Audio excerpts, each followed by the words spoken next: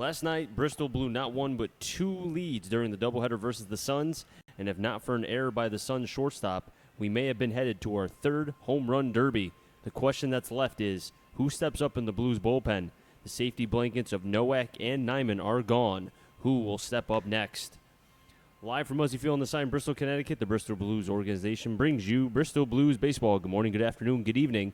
Wherever you may be watching us, thank you for spending a part of your Wednesday with us right here live on the Bristol Blues YouTube channel. I'm Chris Saunders alongside Matt Polick. Bristol Blues facing off against the Nashua Silver Knights. Bristol 22-20, and the Nashua Silver Knights an even 22-22 at 500. They're 2.5 games back of first place. The Blues 1.5. But Bristol going up against the Suns yesterday lost the first game and won the second game. Splitting the doubleheader yesterday, 2 7-inning games. They really could have won both, but as you mentioned, blowing a lead in the first game, first game they gave up 3 in the 6th and then an extra one in the 7th. Ended up losing that game 6-3. So really, those 4 runs in those last 2 innings is the difference maker. And you mentioned it. Nyman and Nowak, they're not in the pen anymore. They're gone. Who's going to step up in this bullpen and show that they can get outs late in the game?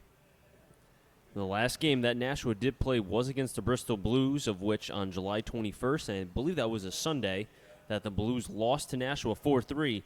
And, you know, we talk about how the bullpen is going to be, in our question, an issue, just in terms of do they have enough depth in being able to survive what could be a potential either one-gamer or 3-game series.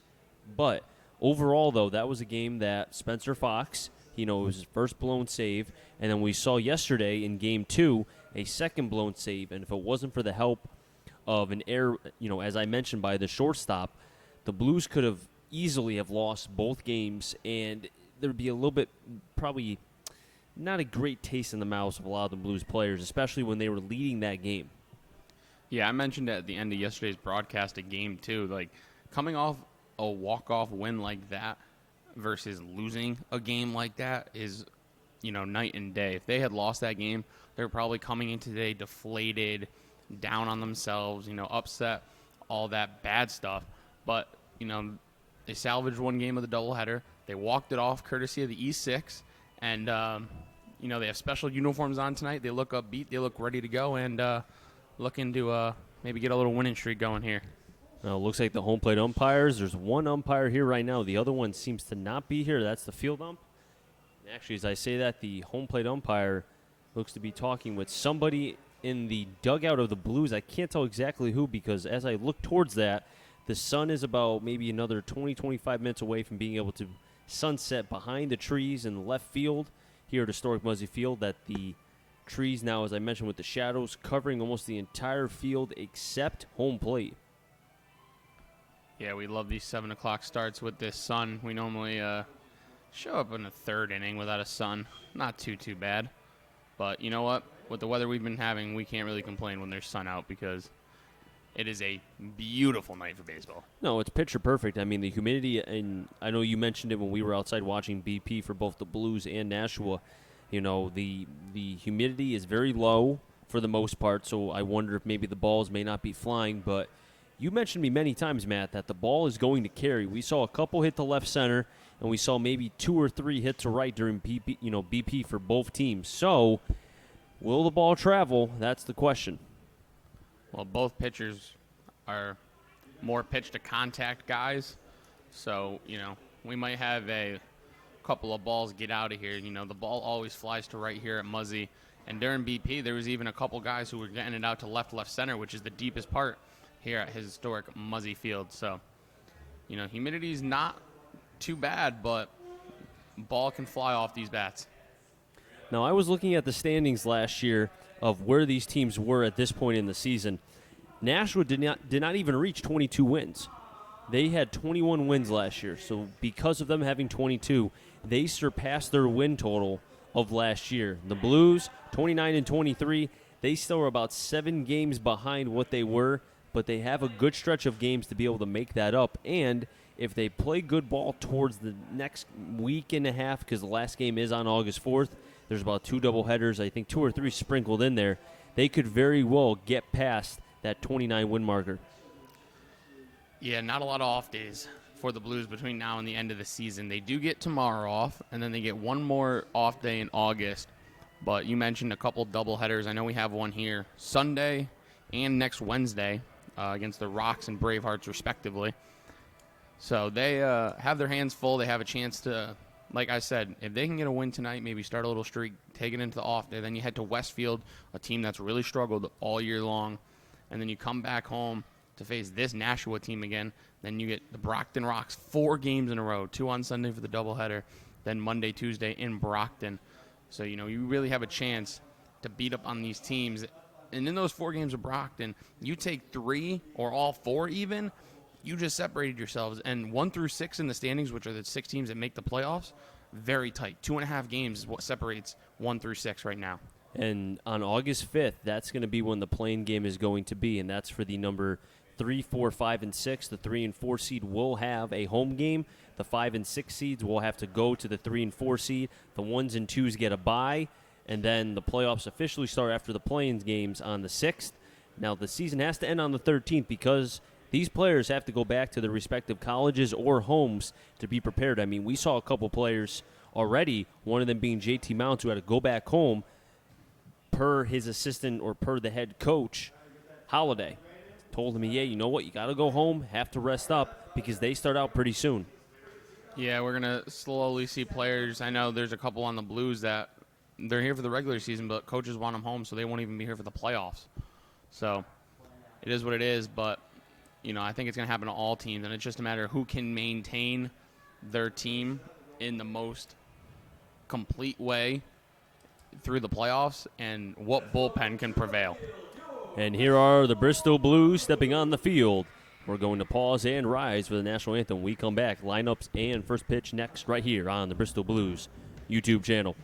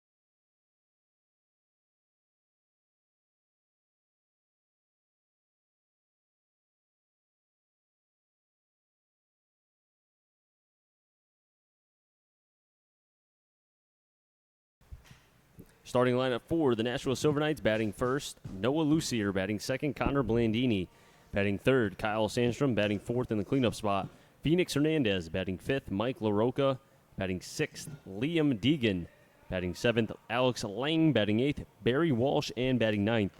To round out the order for the Nashua Silver Knights, Billy Butler. Defense for the Bristol Blues this evening in the outfield left to right. Beal, Orzechowski, Miller. Yes, you heard me right. Orzechowski is in center. It's not Austin White tonight. More on that later. In the infield, third to first, Maves, Diamond, Roth, and Reynolds. Behind the plate, Sam Loda. And on the bump for the Blues this evening, the 6'5" left-hander from Lehigh University, Cam Vanderbeck. Vanderbeck 1-2 with a 5.08 ERA.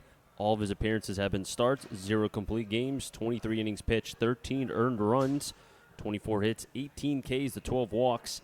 Is a left-hander, as you heard Matt say, from Lehigh University, and he's from Westchester, Pennsylvania. Previous start was against the Suns, went 2 innings, gave up 1 run, 3 hits, 1 walk, no Ks, and I didn't have an opportunity to ask why it was only 2 innings. I know that Vanderbeck has been fighting a back injury, so I think that's something to watch for.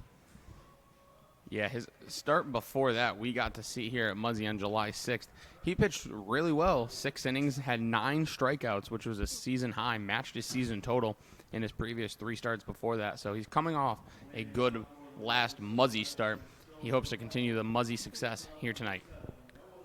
And he'll be facing Noah Lucier, batting .246 with a home run and 10 RBIs. Wearing number 7 and batting from the right side, the sun about almost covering in terms of the shadows the entire infield and outfield. Vanderbeck is ready. Lucier is ready, and here we go. First pitch, in for a strike, we're underway. This is the first time that the Silver Knights will see Vanderbeck in this season. The 0-1. High 1-1. Scouting report on Vanderbeck.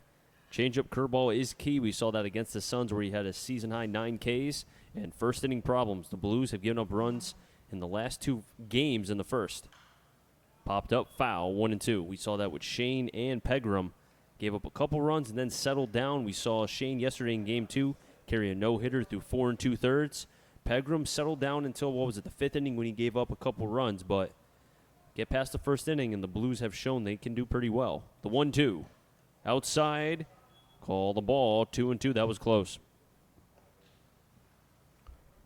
As I mentioned, Sam Loda behind the dish for the Blues this game. Haven't seen him catch too much this year for the Blues. Vanderbeck gets the sign from Loda, the 2-2. High 3-2. As you heard Matt say, Loda has not caught too many games at home, but he's starting here for the Blues. The 3-2. Outside, and the leadoff batter is on via walk.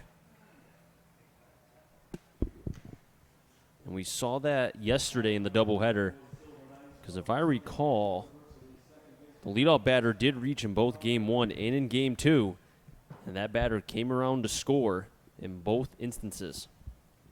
Connor Blandini at the plate now, batting .171. He has a home run and 5 RBIs. Lucier has attempted 8 stolen bases, or rather 10, has stolen 8 of the 10. Vanderbeck, first pitch, bunt attempt, foul behind Loda, 0-1. Between the 2 games yesterday and the doubleheader against the Suns, the Blues walked the leadoff man 3 times, and all 3 times the leadoff man came around to score in each of their respective innings. I think that's something the Blues want to try to snap here and not allow the first inning runs. I get now there's 2 extra innings. This is a 9, not a 7 inning game, but still cannot allow first inning runs. Puts the team in a hole. 0-1, showing bunt, and getting back to first is Lucier, 1-1.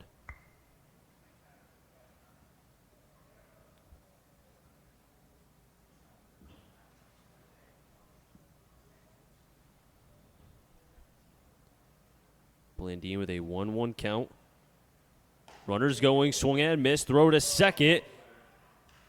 In time for the out. Roth had to stretch up high and then tagged out Lucier for the first out. A caught stealing for Sam Loda behind the plate.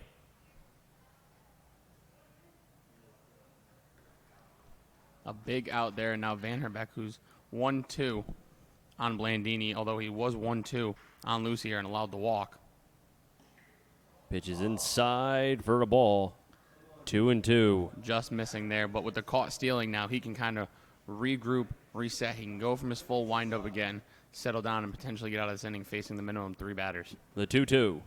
Swung at and missed. First K for the left-hander, Vanderbeck. And Kyle Sandstrom stepping up to the plate now with the bases empty, and I think that's a good sign for the Blues. You would rather have Sandstrom come up with nobody on because, by far, probably the best player on this team, one of the best players, batting .325, and he's 8th in the FCBL in average, and he was an all-star selection in the FCBL All-Star game. First pitch to Sandstrom. There's the curveball, but outside, 1-0. As we said, the changeup and the curveball are going to be key for Vanderbeck. If he can command that pitch, I mean, I really do believe it can kind of open up the zone. We saw that against the Suns. 9 strikeouts. Fooled them completely. On the 1-0. Foul off, 1-1. In their last 10 games, the Silver Knights coming at 6-4 in their last 10. The Blues 500, 5-5 over their last 10. That stolen base, Nashua, only 35 stolen bases. 1-1. Call the ball, 2-1. And they've now been caught 18 times this season. And they don't steal a lot of bases when you compare what the Blues do. 88 stolen bases. So a little bit of a difference speed-wise between both these teams. The 2-1. Low 3-1. The Blues are helped by the fact that they have 2 players with over 20 steals, Brandon Miller 21 and White 22 respectively. White not in the lineup today for, I think, the first time all year after fouling a pitch off his foot last night. The 3-1. 3-2. On deck is Phoenix Hernandez. Double deck Mike LaRocca.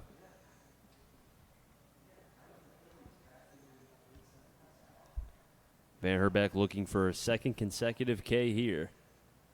The payoff pitch. High for a ball. 2 walks in this half inning for the left-hander. And that was another problem for the Blues yesterday in the doubleheader, is getting the 3rd out of the inning. We saw a lot of 2-out walks leading to runs.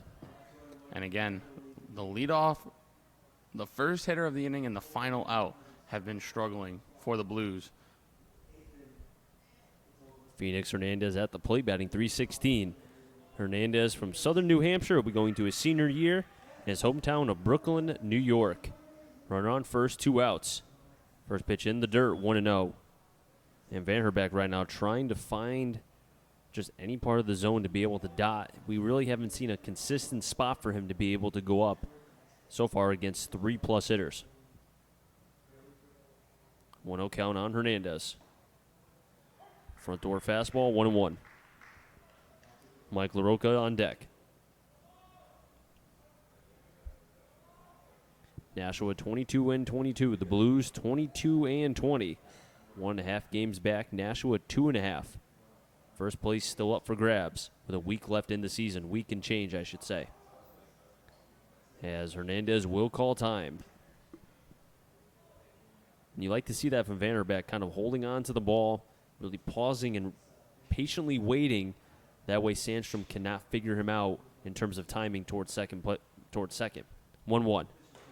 High, 2-1. Yeah, I think one of the most important things as a pitcher is to change your timing when delivering to the plate, coming set. Van Herbeck dangles the left arm. Now comes to the set high near the chest. The 2-1. 3-1.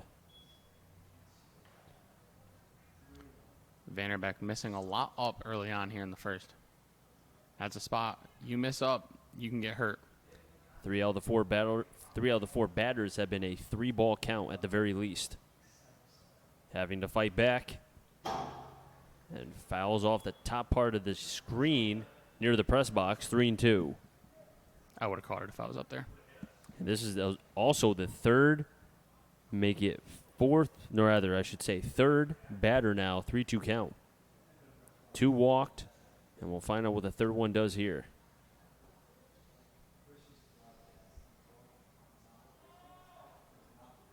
Pausing, waiting, 3-2. Popped him up.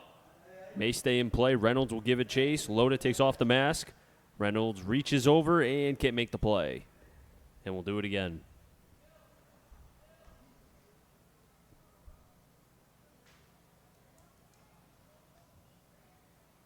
In 24 innings, Vanderbeck had 12 walks, and now you can make it 14 so far.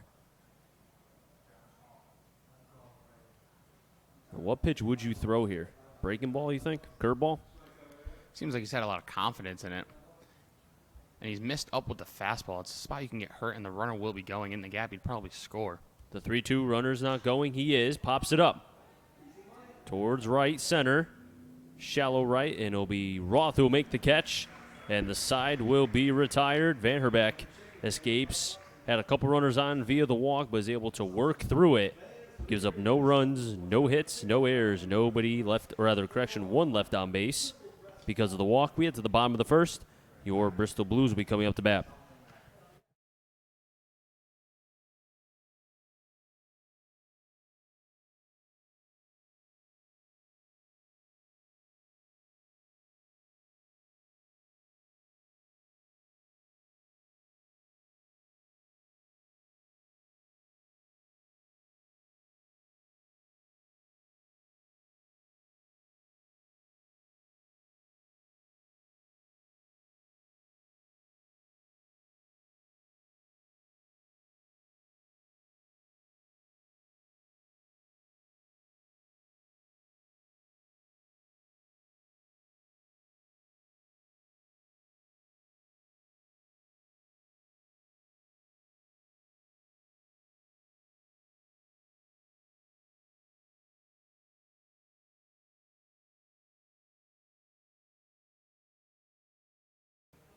Vanderbeck, the starting pitcher for the Blues, escapes had a couple walks, but a caught stealing, a K, and a pop-up to Roth kept the Blues in terms of a scoreless game as we head to the bottom of the first. We'll do the defense for Nashua.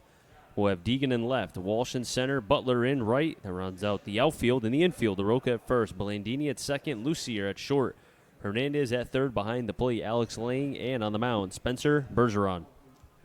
The lineup for the Bristol Blues, leading off the left fielder Christian Beal. Behind him, the third baseman Kyle Maves. Batting third, playing right, is Brandon Miller.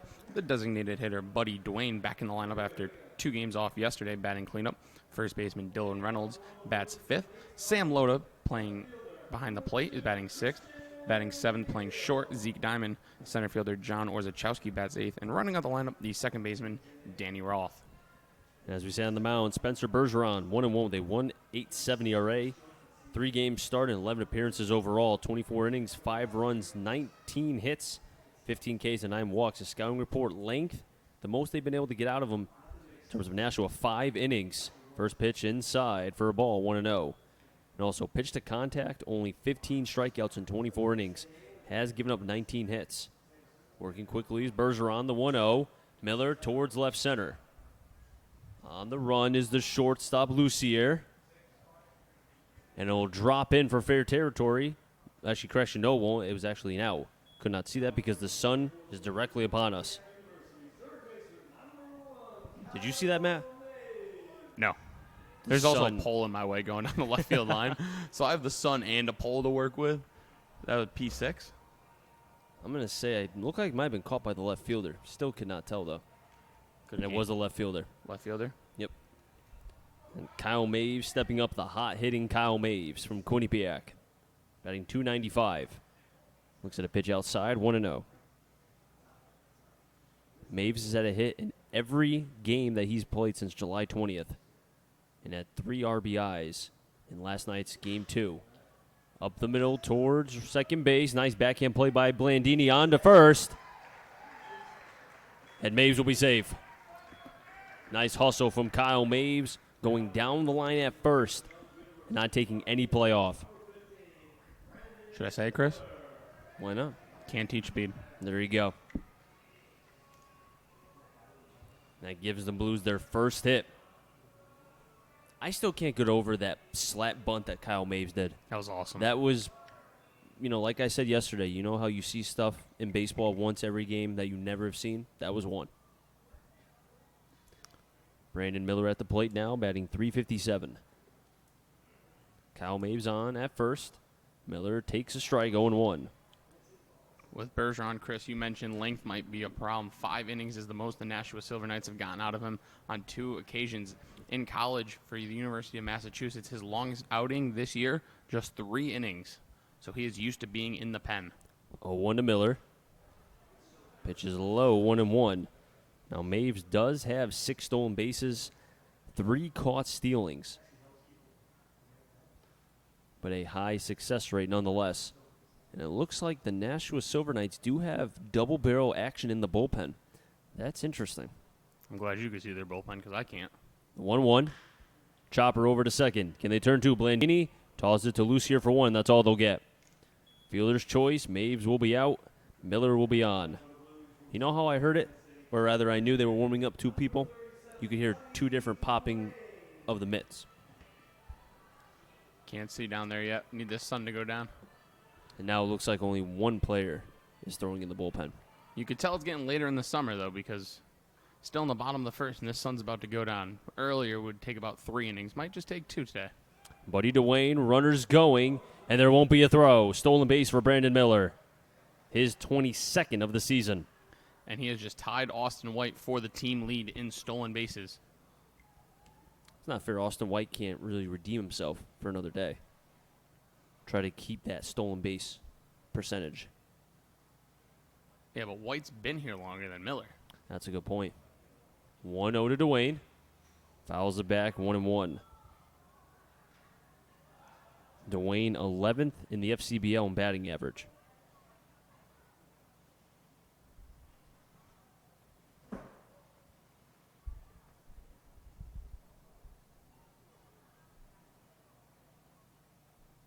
DeWayne with 14 RBIs. Pops it up. Bergeron calling everyone off and will make the catch. And the side will be retired. 1 hit for the Blues, no runs, no errors, and 1 player left on base. We head on to the 2nd inning. Nashua will have 5, 6, 7, LaRocca, Deegan, and Lane when we come back.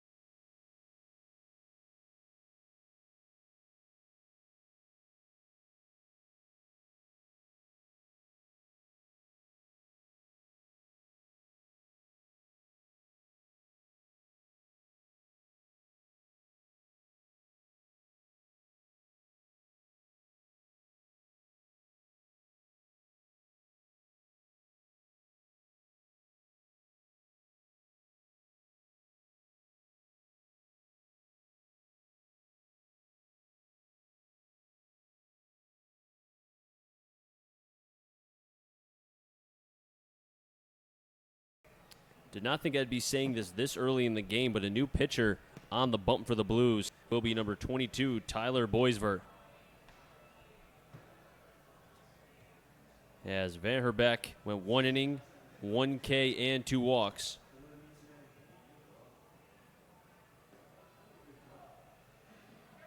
And we can't speculate exactly what the injury or non-injury, whatever it was, but regardless, the Blues have a new pitcher on the mound, and this makes things a lot more interesting.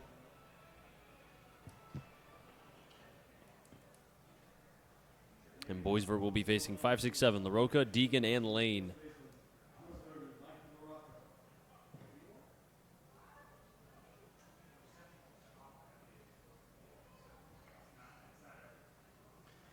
Boisvert, in post this spring, had 15 appearances, all out of the bullpen.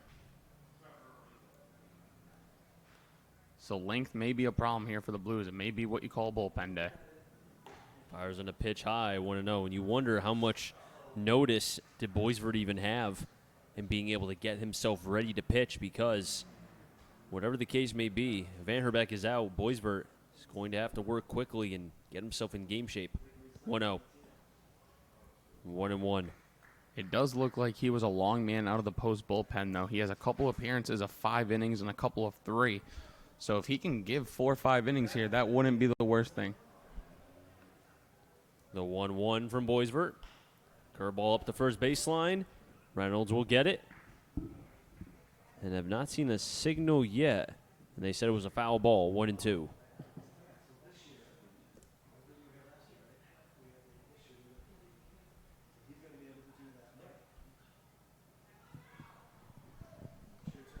And there is another wing in the Blues bullpen. The 1-2. Swing and a miss. Boisvert gets the K.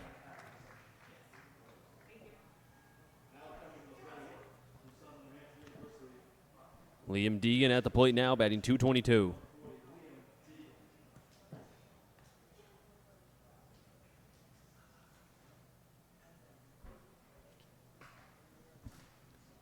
Deegan does have a home run and 6 RBIs, as it looks like my partner said that there's someone else warming up in the pen for the Blues. First pitch swinging, fouled off to the right side, 0-1 for Deegan. Can't tell exactly who in the bullpen. It is a right-hander. Are we going to have a bullpen day? I almost want This could be like a Rays type game. That's Drew Dennis warming. That's Drew Dennis. Interesting. The 0-1. Chopper over to short. Diamond on the first. And got him. 2 down. So maybe Boisvert is in here just to get 3 outs, let Drew Dennis warm up, and then have Drew Dennis pitch the third, and it's almost like you used an opener. Exactly. Not what you planned, but you have an off day tomorrow. So they maybe used 2 pitchers, though, between the potential. We don't know what happened with Van Herbeck, but between that and now Boisvert, who's now pitching in the second inning. Fires on a fastball low and in, 1-0. maybe Drew Dennis was scheduled to start Friday. Yeah. And then they'll have to move somebody up. But, I mean, you just got to worry about today. 1-0, swing and a miss from Lane. Lane, the catcher for Nashua, wearing number 49, 6'5", 230. He'll be a freshman at Bryant. He's from Andover, Massachusetts. The 1-1. Breaking ball to the back door, but it must have been outside, 2-1. I would almost think if Judenis does pitch and he's getting ready to pitch, he's going to come in this game at some point. You wonder if maybe Leahy will throw on Friday. Or somebody else. 2-1. Rocketed, but foul. And nobody's protecting Will Reiner, who's warming up Drew Dennis. Will Reiner kind of got scared when he heard that ball come off the bat. How can you not protect your catcher? Come on. If I'm a Villanova coach, I'm telling somebody to get out there and protect my catcher. Exactly, right? I mean, I know he played football, but getting hit by a baseball is a little bit different. 2-2. Another one to Diamond, but he makes the play. Boisvert clean inning, 1-2-3. Gets the K of the first batter, a ground out of the second, and then a soft liner to short. So a good second inning for Boisvert coming in at last notice with the potential, don't know what the ramifications were of Van Herbeck, but Boisvert did the job. Now the Blues will have in the order for the bottom of the second, 5, 6, 7. Reynolds, Loda, and Diamond. We come back.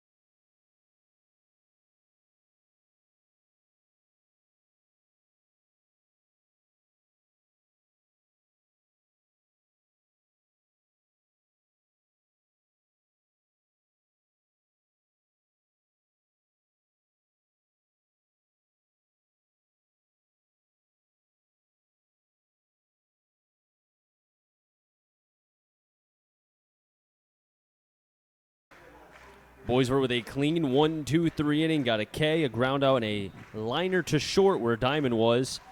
But as we continue to talk about, Van Herbeck started this game, went 1 inning, did not look comfortable. And I know that he's been dealing with a back injury, trying to pitch through it, but it could be a potential part where it could be too much, and we don't know exactly. It could be nothing, it could be something. But either way, Van Herbeck taken out of the game. Boisvert came in, had a 1-2-3 inning. And as we were talking about Boisvert, Judenis was warming up, and you saw a signal from somebody in the Blues dugout that was telling Judenis to calm down and tell maybe get himself ready at his own pace. Well, the thing about the off day tomorrow is I know I don't have the number in front of me or know off the top of my head, my apologies, of what the number is when you can't pitch the next day. So you don't really have to worry about that with Boisvert because you have tomorrow off anyway. So you could stretch him a little bit longer, and he pitched so well in the second. Why not run him out for the third? Let Judenis get fully warmed up, and then when he comes in, if he comes in the fourth inning, we've seen him go 6 innings before he could finish his game for you. Very well, and when Judenis is on, and I think for a starting pitcher, you have to be careful because you do not want to rush them, because if they feel like they were rushed, then they're almost basically throwing their bullpen in live game situations. Reynolds first up. Pitches high and away. 1-0 Reynolds, 242, home run and 22 RBIs. Did hit a home run in game 1. 1-0 towards right, dropping in Butler. He won't get it. Second hit for the Blues, courtesy of Dylan Reynolds. Dylan Reynolds heating up a little bit here as we creep into August. Home run yesterday. He's had some good swings. Nice piece there into right, starting this inning. Well, I had an opportunity. I was emailing back and forth with Dylan Reynolds, and he was telling me that. I know exactly, emailing. I know, I'm old. But he was telling me how he's been working on trying to pull the ball more. Pitches in, and it'll hit Loda. Reynolds at second, Loda at first on the hit by pitch. And I'll bring up Zeke Diamond, but to just finish my thought, Reynolds was working on trying to pull the ball more, maybe get a little bit more launch, because he's been typically known as a singles-doubles guy. Not a lot of power, but he's been trying to do a little bit more of that, but selectively. And he selected right yesterday and hit a home run, his first of the season. Yeah, we've seen some pop from him, but kind of slap pop, for lack of a better word, slapping the ball the other way down the left field line for doubles and such. But it was good to see him get a piece of one yesterday, send it over the TD Bank sign in right field, and then again pulling the ball today into right. Diamond with a 0-1 count. Zeke batting .339, 2 home runs, 16 RBIs. And we've seen Diamond bunt on multiple occasions with runners on first and second. Could be a possibility here. He's choking up. The 0-1 decides to swing towards right. Butler coming in. It's going to drop. Reynolds had a pause because he didn't know if Butler was going to make the play, as the ball has been cut off by Alex Lane. 2 hits so far in this half inning for the Blues, Reynolds and Diamond. And the bases fully loaded with John Orzechowski at the plate. And Orzechowski is the player that has taken the place of Austin White, who was out with a injury. He was fouled off a ball off his right foot. So Orzechowski getting some premium at-bats right now in a crucial situation with the bases loaded. First pitch, swung at and missed, 0-1. Now Orzechowski only has 3 RBIs on the season, does have speed. Average speed at third, same at second. Good speed with Diamond at first. Pitch is low, 1-1. I have to say, the umpire, the zone might be tight, but it's been consistent. That's what I like to see. And it pleases my umpire, or my partner actually, because the umpire has been consistent thus far. 1-1. 1-2. I've never been critical of an umpire, though. You haven't? No. Not once. Just don't watch any past broadcasts. You'd find that out. Danny Roth is on deck. Bases loaded. Reynolds at third. Loda at second. Swung at and missed. Orzechowski down. First K for Bergeron. And Danny Roth at the plate now, still bases loaded. You know what? I've been actually looking around. I have not found the mascot for Nashua. You know what I'm talking about? The one that you sent me the video of? He was on Instagram, was making that weird hissing sound. Oh, the not actual mascot. Well, he's their mascot. Their super fan? Super fan mascot, whatever. Does he travel with them normally? Typically he does. I haven't seen him today, though. First pitch into Roth, 1-0. He was pretty famous. I saw Jake Mangum actually comment and said this should be the highlight video for every summer baseball team. It was pretty funny, I have to admit. When Jake Mangum says it, he means it. 1-1, backdoor fastball. Reynolds led off with a single to right, hit by pitch by Loda, and then Diamond, same scenario towards right. But then the K of Wojciechowski on a pitch inside with Roth on a 1-1 count, 1 out. Fouled off the front foot, 1-2. Christian Beal's on deck. 1-2 count here on Roth. You had the bases loaded, nobody out. And now you have hitter down in the count. You're the Blues. You've got to find a way to get your pitcher, whether it be Boisvert, Judenis, or someone else, and there's no one throwing. So I'm assuming we'll see Boisvert for at least another inning. You got to get you some run support here. Roth is vulnerable to the K. Chopper over to third. They'll get one, and that's all they'll be able to do. But they get the leadoff runner, Hernandez to lane. Fielder's choice, 2 outs, Beal at the plate. Advancing to third, Loda. Diamond to second, Roth to first. But I will say, if you want to look at the glass half full, Christian Beal at the plate, you know he will make contact. That is almost a guarantee. Yeah, the Bates product has played well when he plays. And you said he will make contact. Just 11 strikeouts this year and 93 at-bats. Beal has 10 RBIs. So he's at the first pitch up the third baseline, but foul. As our manager, Ronnie Palmer, gives the ball to, look to be Hernandez. Nice little actions from Ronnie Palmer going to the right. You always got to tell the coach, soften up those hands. The worst is when they miss it. That's when the players get on them. Oh, 1 high, 1-1. How are you going to yell at me for making an error if you're making errors too, coach? Come on. Kyle Maves is on deck. Bergeron going from the windup, the first base side of the rubber. 1-1 low, 2-1. And this is almost a little bit reminiscent of the article in the Bristol Press about how Christian Beal came up with the bases loaded. On a bang-bang play, he was out at first base, and he reacted maybe not in the best way through his helmet. I would say he's grown up from that, that point, and he's probably learned as well. Still a player growing. 2-1. Delayed strike call, 2-2. Chris, I think you jinxed this umpire, dude. 2 balls, 2 strikes, 2 outs, 3 hits for the Blues. The 2-2.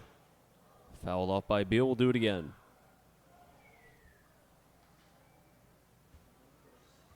Beal will not go down easy. As we said, he does not strike out very much. Bergeron getting the sign from Lane. And another foul ball. And the battle continues. Scores around the FCBL. Brockton and North Shore tied 2-2. Pittsfield Suns are ahead of the Starfires 2-1.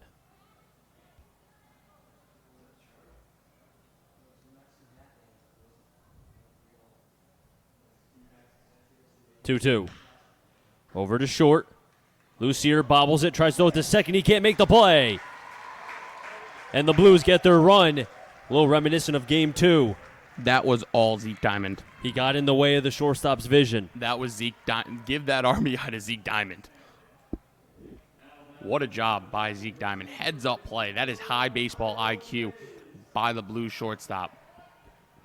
Scoring was Loda. Diamond to third. Roth to second. Beal to first. The RBI will give Beal his 11th of the season, but you could very well maybe give half that RBI to Diamond. Does he get the RBI, though, since it was an error? I'd have to look. I don't believe It was so. an error on the shortstop. First pitch swing was Maves towards left center. And making the catch is Deegan for the third and final out. But the error by the shortstop Lucier does give the Blues their first run on 3 hits. They do strand the bases loaded as we head to the third. Nashua will have in the order 8-9 then top when we come back.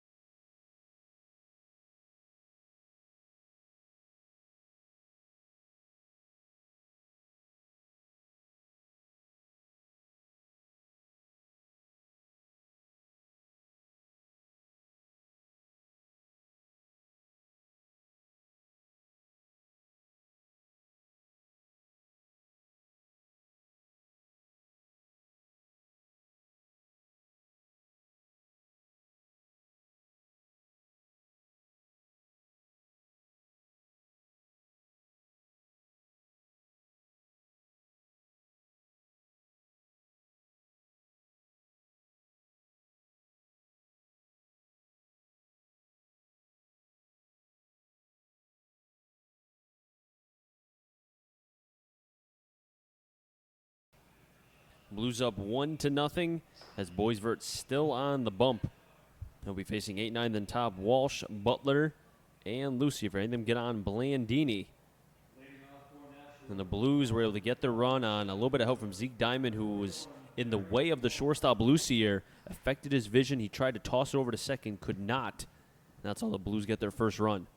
And Beal, because it was an unearned run, does not get an RBI. I'm sure he's okay with that, though. I'm sure either way. Blues are ahead. I think that's all we wanted. First pitch to Walsh. Chopper. Another ground ball. Foul. Walsh batting .234, 8 RBI, 16 Ks on the season.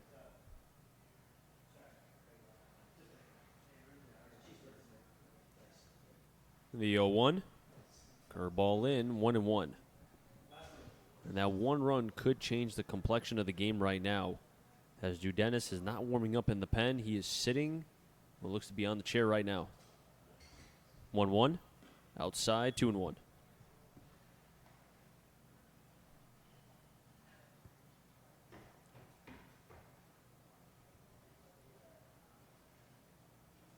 Lights starting to come on here at Muzzy Field with a 2-1 count to Walsh.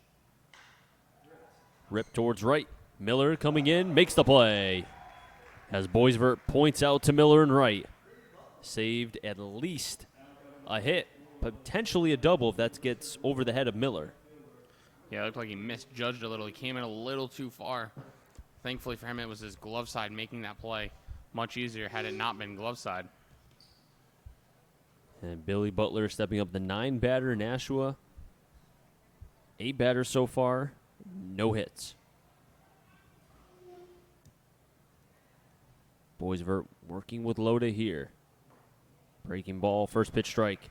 And this looks like a completely different Boisvert than the one we saw a couple weeks ago when he made his first appearance with the Blues.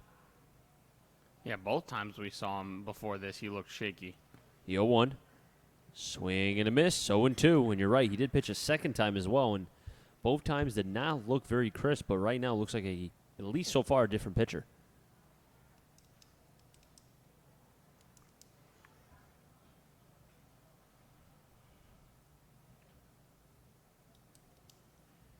The 0-2. Popped up a foul. In his 2 appearances before this one, he had a combined 16 batters faced and just 1 walk. I think the problem with him was never he threw too many balls. It was throwing too many non-quality strikes. His stuff looks good today. It's moving. He's changing speeds. He's throwing quality strikes. The 0-2. Pitch outside, 1-2. And that will obviously lead to more success if he can continue to have this good stuff. And I think a big part of it is mental, having the confidence that you can get hitters out. 1-2. Two-seamer low. That was a good spot, though. 2-2. Butler from the University of Rhode Island, sophomore, and he's from Foster, Rhode Island.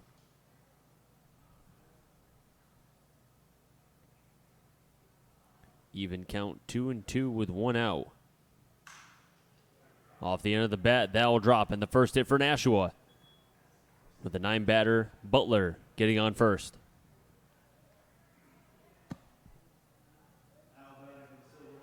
And Noah Lucier at the plate now with 1 runner on. Looked like that pitch just got a little bit too much of the plate. Maybe wanted that ball a little more outside.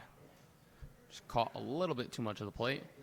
Butler able to get the bat head to it off the end of the bat into center field. Lucier swings at the first pitch towards Roth. Can they turn 2? There's one on to first. Safe. And that looked to have been an out at first base, but the field umpire said safe. They do get the out. The leadoff runner of Butler. But Lucier is on. I want to challenge that one. He looked like he was out from up here. It didn't even look like it was very that close.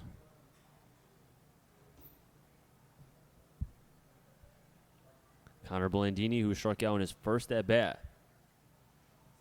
Pitch that gets away from Loda. Getting to second base is Lucier on the wild pitch. I feel like we say that at least 3 times a game with this Blues pitching staff. Well, the Blues are first in the FCBL in wild pitches. It's got to be an average of about 3 or 4 a game, I feel like. I would say at least about that. 2.5, 3, 3.5, something like that. A lot of good arms, but inexperience. 1-0.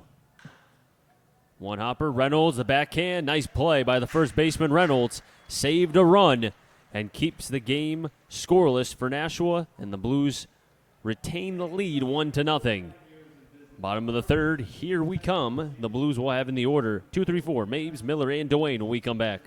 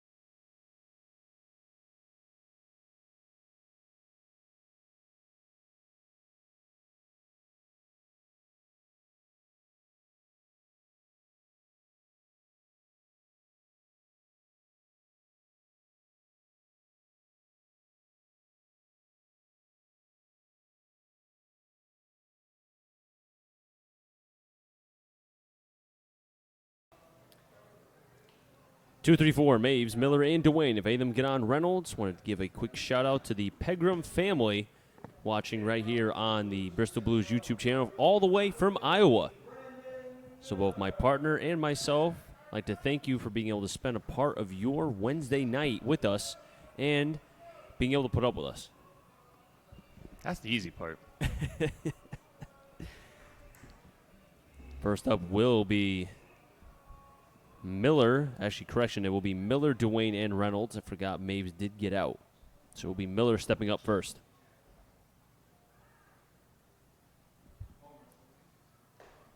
Big hack for Miller. That was the daddy hack.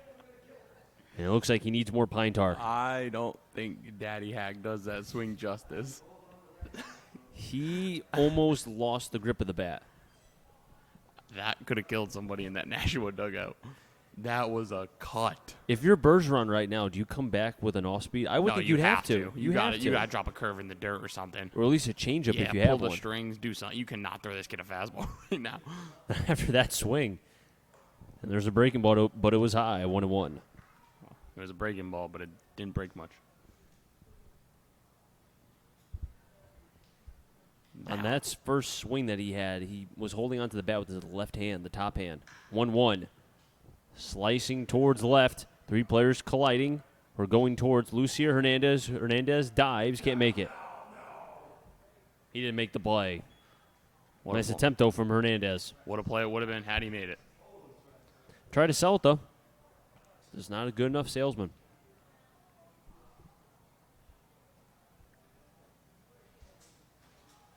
That was one of your better dad jokes you've had this year. I'll give you that. There's not many, so.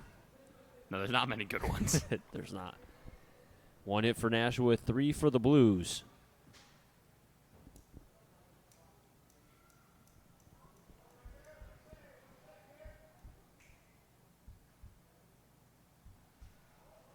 Pitch in the dirt, gets away, 2-2. If this was the Atlantic League, Miller could go to first. I know you're not a fan of that rule. I don't have anything nice to say, so I'm not going to say anything. Nashua got their first hit in the last half inning off the bat of the 9-batter, number 43, Billy Butler. Blues got a hit in the first and 2 in the second. 2-2. Miller popped it up. Alex Lane takes his mask off, but it will be Hernandez who will make the play near the foul pole in left for the first out.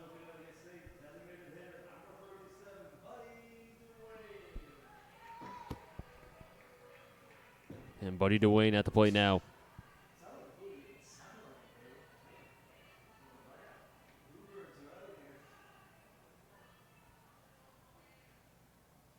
First pitch to Duane. Way inside, 1-0.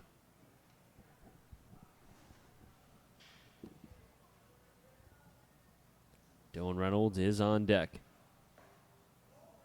Pitch high, 2-0. Looked to have been the changeup.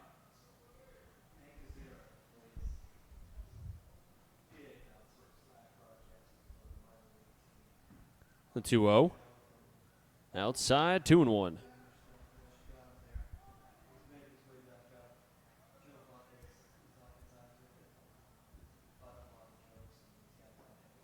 Three and 1. And Duane running the count to at least a point now where you would think not being able to command Bergeron many of his off-speed pitches thus far, kind of just getting by, has given up 1 run without his doing. 3-1, foul, 3-2.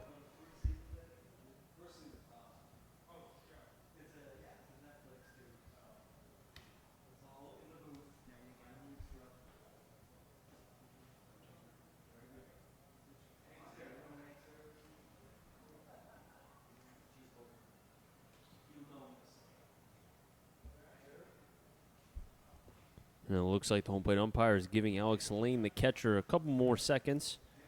And a nice little gesture from the home plate umpire, who is about 5 inches shorter than Alex Lane. Lane's a big boy. Yeah, 6'5" behind the plate and 6'5" on the mound for the Knights. 3-2, past Bergeron and into center field. 4th hit for the Blues. Duane's first tonight.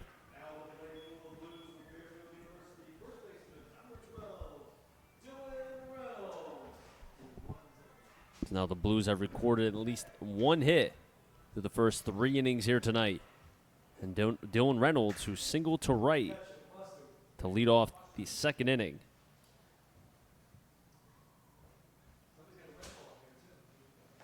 Reynolds looks at the pitch outside, 1-0. Reynolds, a Fairfield University product, batting from the left side. Does have 22 RBIs this season.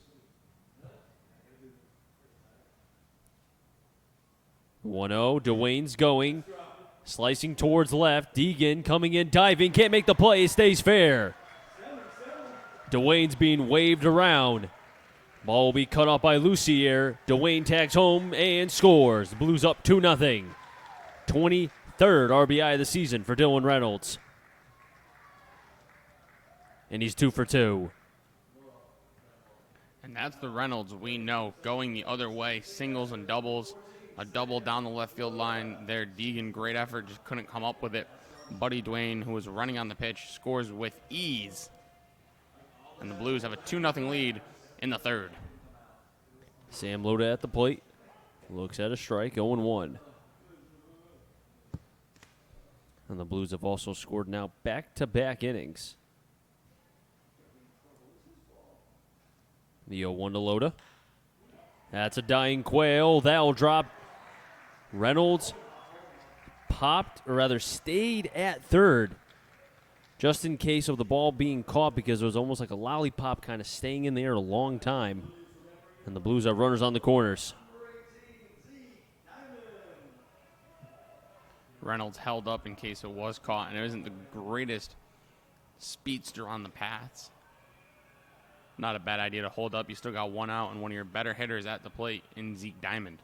6 hits for the Blues. As you said, Zeke Diamond, one of the better hitters. Diamond 5th in the FCBL on average.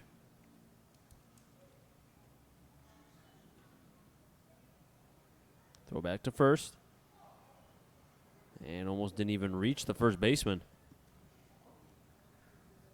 Almost looked like Lodo crawled back more than dove back.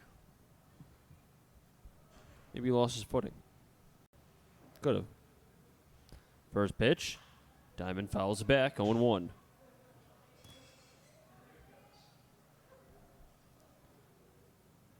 As we said, Bergeron, not a strikeout pitcher, only has one thus far. Has hit a batter, and that was Loda back in the second inning. He came around to score for the first run for the Blues.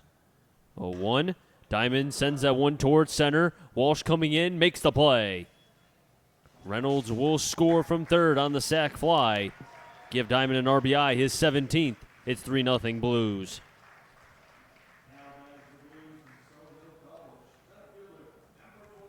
Good job by Diamond there, doing the job. Nice play by Walsh. Once he slid, really no chance to get Reynolds at home, who was tagging. And John Orzechowski at the plate now with 2 outs. Danny Roth is on deck. Fastball high, 1-0. And nobody warming up in the bullpen for Nashua.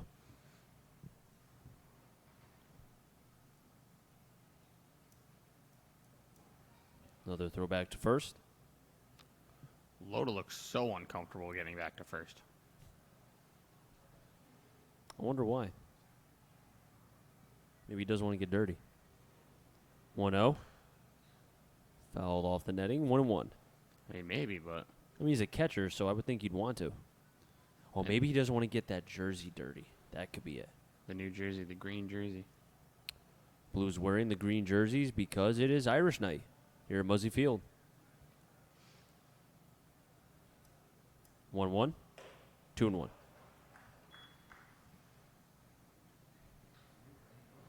Are you Irish by any chance? No? Jack O'Donnell, our camera operator, computer operator, is Irish. Jack O'Donnell, if you couldn't tell. 2-1. Over to third, foul. More like Jacko Yale, am I right? He's going to Yale, folks. I feel like at least we mention that once every broadcast. Yeah, now we just have to. It's like a thing. Loda not even taking a lead. The 2-2. 3-2. Orzechowski working a full count here. How about Casey Bass earlier? Looked like the little, I'm not familiar with Irish dancing, but he was doing something like an Irish dance. It's pretty good. He seems like he has so much fun. He really does. 3-2. Fouled off. And with 2 outs, Loda will be going once the pitch is delivered.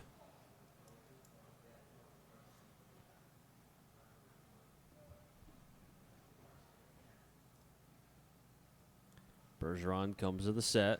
3-2. Runners going again. Orzechowski slices that one foul towards the right side near the picnic side of Muzzy Field.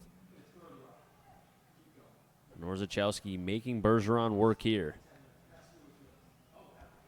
Bergeron with 36 strikes, 18 balls. He's been around the strike zone, but has surrendered 6 hits. Bergeron 6'4", Alex Leen 6'5". And let the battle continue. Raising the pitch count for this right-hander is Orzechowski.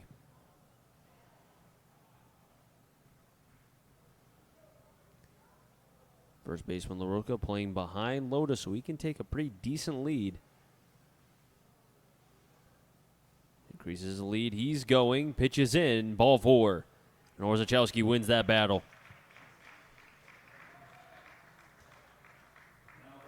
Sam loaded to second. Danny Roth at the plate now. Blues have scored 2 runs in this half inning. 3-6 and nothing for the Blues. 0-1-1 for Nashua.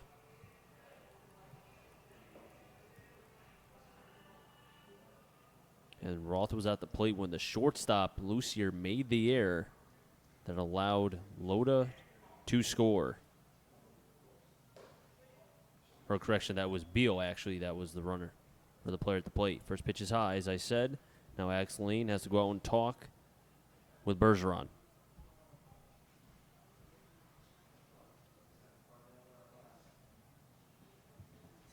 There's now some light tossing going on in the Blues bullpen. Boisvert has been sitting there a while now. It's been pretty quick for the most part, too. He's kind of been in and out, in and out. But I think he'll trade a couple runs here. Give a little more insurance to the right-hander from post. 1-0. Roth popped it up behind. Alex Lane couldn't find it, but it's a good thing he didn't see where it was because it went way behind us. Boisvert came in relief in the second inning because Van Herbeck, who was the starter, taken out of this game. Do not know why. But Boisvert pitching to 2 clean innings thus far, keeping Nashua at 0. 1-1. Off-speed pitch. Bergeron front dooring that pitch, 1-2. Is now in his first at-bat, and now here in his second at-bat, Roth has kind of turned his head at a couple calls this umpire's made. Not a fan of the strike zone, it seems. The 1-2. Good eye from Roth, 2-2. We have seen from time to time that Roth can be susceptible to that pitch inside the front door part of the plate. And that was already Bergeron's 60th pitch, and we're just here in the third. Could be a short day for Bergeron. We did say length has been a problem. 2-2. Swing and a miss from Roth on a pitch way outside. And the Blues strand 2 runners on base, but they do score 2 on 3 hits. One of them being off the bat of Dylan Reynolds and a sac fly from Zeke Diamond. It's 3-0 Blues. Nashua will have in the order 3-4-5. Sandstrom, Hernandez, and LaRocca. We come back. Chris Saunders alongside Matt Polick right here on the Bristol Blues YouTube channel.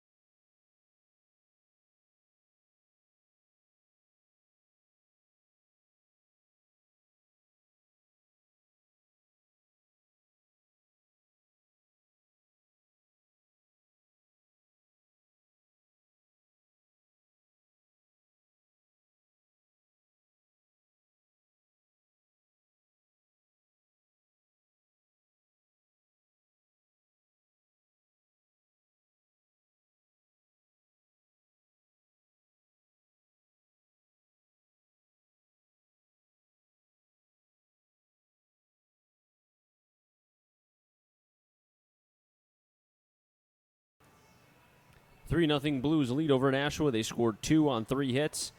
A double from Dylan Reynolds awarded him his 23rd RBI of the season, made it 2-0, and then a sac fly from Diamond scored Reynolds for a 3-0 score as Boisvert's in for his 3rd inning of work, as he will have 3-4-5. Sandstrom, Hernandez, and LaRocca. Boisvert a 1-2-3 inning in the second, and then face 4 batters in the third. Boisvert from Woodland High School and goes to post. Woodland High School, part of the NVL, the Naugatuck Valley League. Fires in a fastball in, 1-0. And Woodland actually, I think, what was it, for all sports, they moved out of the same division with Naugatuck. 1-0. Sandstrom, high fly ball into right, foul. Long strike. That is a long foul ball. Because now they are in the Copper division, if I recall. Because originally Woodland and Naugatuck were supposed to be facing each other in football, but because they moved, now Naugatuck has not been able to face them over the last year plus. Yeah, they switched with St. Paul. Yep.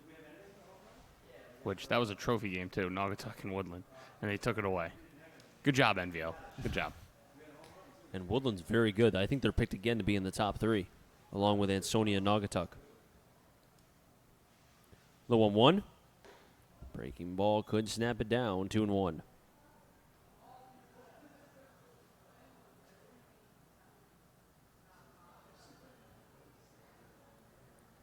Boisvert working with Loda here. The 2-1. Good pitch from Boisvert, 2-2. Maves at third, Diamond at shortstop, Roth at second, Reynolds at first. Loda behind the plate, Boisvert on the bump. Boisvert kind of tilted his head to the right, maybe said no to that pitch. Has a 1K, he's looking for 2. Threw the changeup, but it was outside, didn't get the chase, 3-2. Light tossing in the bullpen for the Blues. It looks like Beetle is one, cannot tell who the other one is, as I have a big light pole in my way. 3-2. Sandstrom rockets that one to right. But Miller's right there to make the catch. 1 down. A hard out. High exit velocity. As Boisvert just probably got away with a good pitch. Or what could have been a worse pitch if that was hit.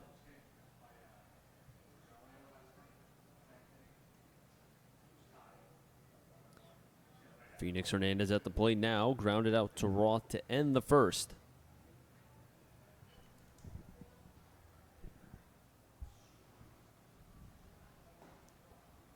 Breaking ball in for a called strike, 0-1.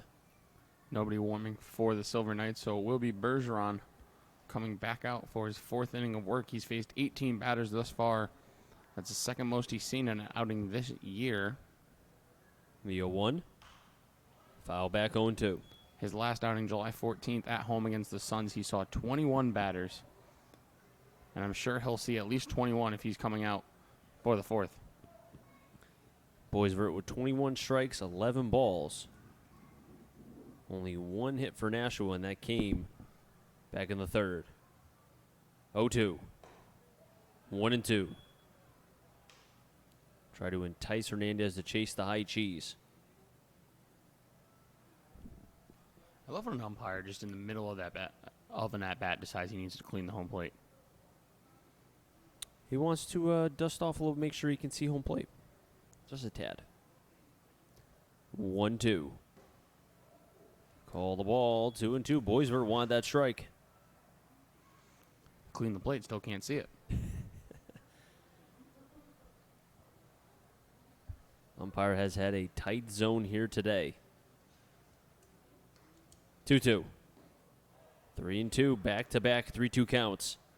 Boisvert tempting with fire right now.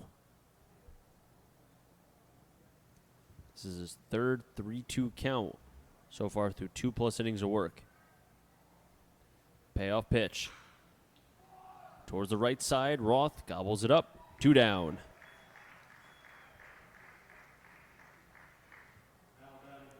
Third ground out for Boisvert thus far.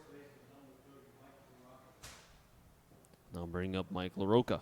247 came into this game, 8 extra base hits. A tall, strapping young player batting from the left side. He's also from Southern New Hampshire, going into his freshman year from Vero Beach, Florida. Takes the first pitch for a called strike on the backdoor fastball, 0-1. Liam Deegan on deck. 0-1. 0-2. Deegan on deck. Lane on double deck.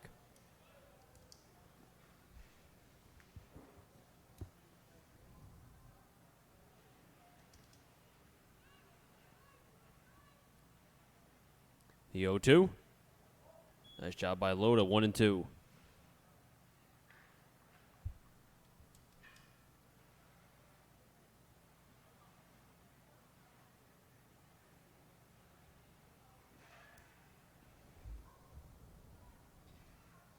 One, two, swing and a miss. Second K for Boisvert. And also his second 1-2-3 inning has kept this Nashua team with only 1 hit and has really done a fine job since coming in relief of Van Herbeck. The Blues will have top of the order, 1-2-3 when we come back.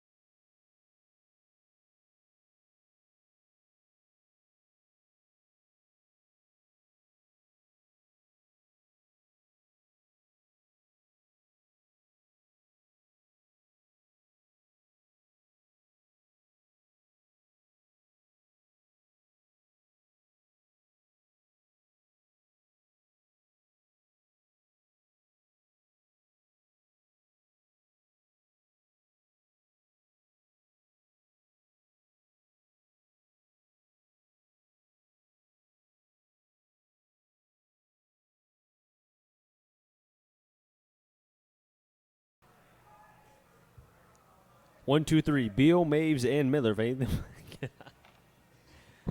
partner making me laugh. If anybody gets on, Dwayne. We have fun here in the press box, let me tell you. I was going to say that. You stole my line. Beal, high fly ball into left. Deacon going back, still back, and kiss that ball goodbye. A solo shot for Christian Beal, his first of the season, and it was a line drive. It's 4-0 Blues as Christian Beal flexes over to Kyle Maves with the right hand. Have to love it. As Chris, what were we saying pregame about not seeing too many home runs to left field? We were seeing more to left than right, and that's something we haven't seen the entire season. In BP today, yeah. But in game, we've seen a lot of right field home runs. 4-0 Blues. Kyle Maves at the plate. They threw back to first to see if Beal didn't even touch first base. Wow, okay. I'd be so mad. I would have had to use white out. Might have to pull a George Brett. That. People don't know George Brett with the Pine Tar situation way back when against the Yankees. First pitch strike to Maves. He ran out like someone took $100 out of his wallet. Putting it nicely. Ran out like a madman. Really did. 0-1. High 1-1. That's when Billy Martin was the manager, one of like 8 times with New York.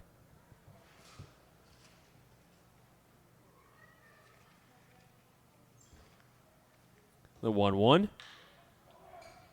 Over to the first baseman, LaRocca. He'll tag first. Hustling over was Maves, but that's the first out. And Brandon Miller at the plate now. Reached base. And then stole second, was left stranded in the first. And then flew out to the third baseman back in the third.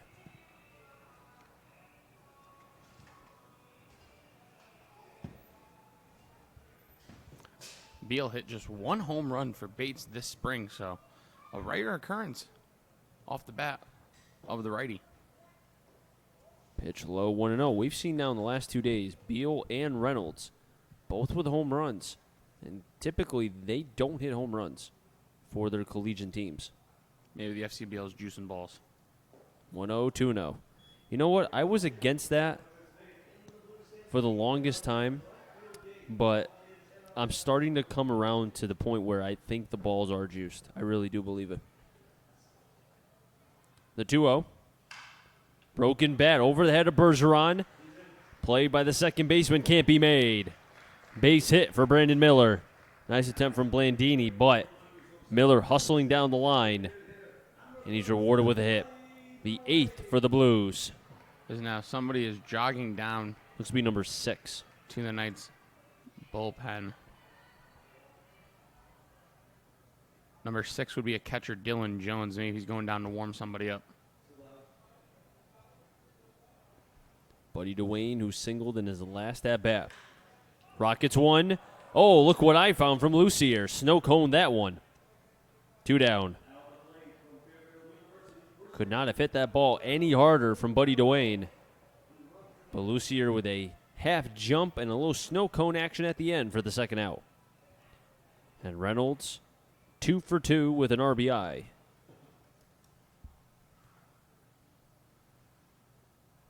Runners going, pitches outside, throw to second, way offline. And a stolen base for Brandon Miller. And now he leads the team with 23 stolen bases. And the FCBL. As White came into today, both the team leader and FCBL leader in stolen bases with 22. Austin White, that is. And Miller has stolen 2 bags. Came in today with 21. He's now at 23, surpassing Austin White. 1-0 count on Reynolds. High pop-up into right center. Blandini shifting. And that'll be Butler, who will make it toward the line and right. But the Blues do get a run on 2 hits. They strand 1. That was Brandon Miller at second base. But the solo shot from Christian Beal, his first of the season. It's 4-0 Blues over Nashua. And the Silver Knights will have to try to fight back with 6, 7, 8 in the order. Deegan, Lane, and Walsh. As Boisvert looks to be coming back on the bump for his 5th inning of work here and his 4th total.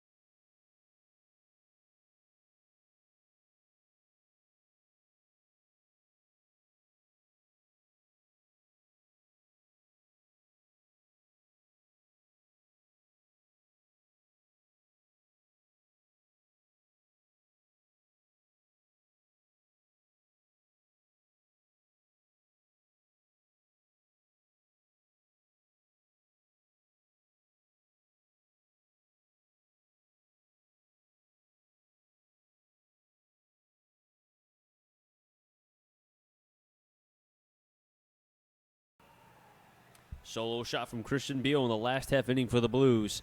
Makes it a 4-0 game. 4 runs, 8 hits, no errors for the Blues. 0-1 for the Nashua Silver Knights. And Nashua will have to try to fight back with Deegan, Lane, and Walsh to begin the first 3 batters here in the top of the 5th. Boisvert on the bump for this 5th inning of work here. And he so far has pitched 4 innings total.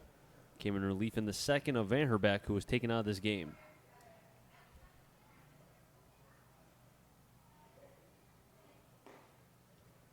First pitch strike. We've seen that quite a bit from Boisvert tonight. See, if Tyler Boisvert can pitch like this, that is a huge addition to this Blues bullpen. The 0-1. Curveball 0-2.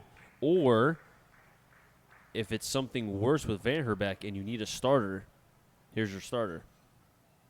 I feel like at this point in the season, though, you almost can get away with, because in the playoffs you get days off. The 0-2. Foul back. Actually, you don't. Straight through. Unless there's a rain delay. Is it different this year? Yes. That's upsetting. Because remember, you have to finish by the 13th. So ignore what I just said. That's right. I forgive you. Thank you. The 0-2. Swing and a miss. 3 Ks for Boisvert. All of them swinging. He's got great stuff tonight. He's locating, and he looks confident. I think the biggest thing with him, we saw how he has that curveball. It's a good pitch, but the fastball command was not there the last 2 appearances. It's there tonight. Now, it's been wavering a couple times, but more often than not, it's been there. There's the curveball below, 1-0. I think also, too, against this Nashua team, they were expecting Van Herbeck, and then you get a different pitcher. It will take 1, maybe 2 times around the order before they can figure out this right-hander. Swing and a miss from Lane, 1-1. And you go from a lefty to a righty now. Throws a little bit harder, has a sharper, harder curveball. It's a big difference. On the 1-1. And now I wish we had a radar gun. That way we can tell exactly the speed difference, both between the fastball and the curveball.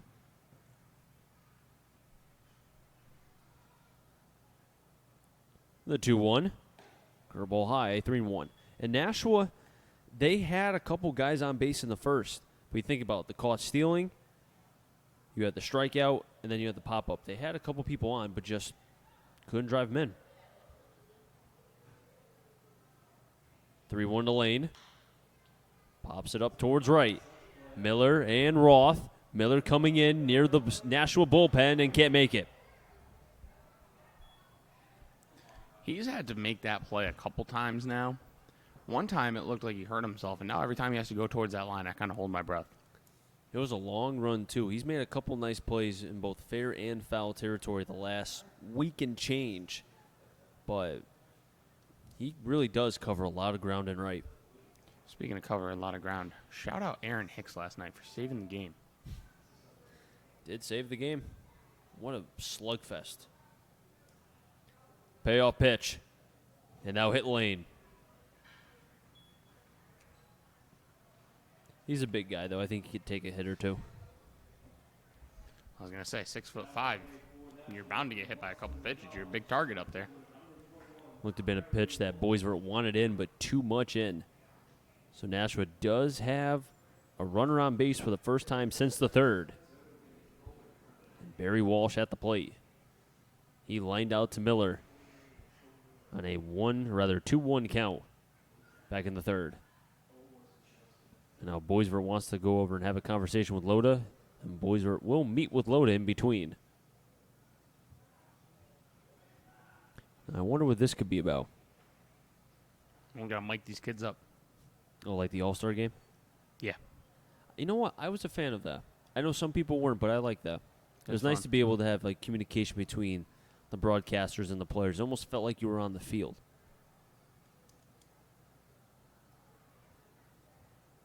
Walsh's first pitch. Off the end of the bat. Slicing foul. And that's where we'll go. 0-1.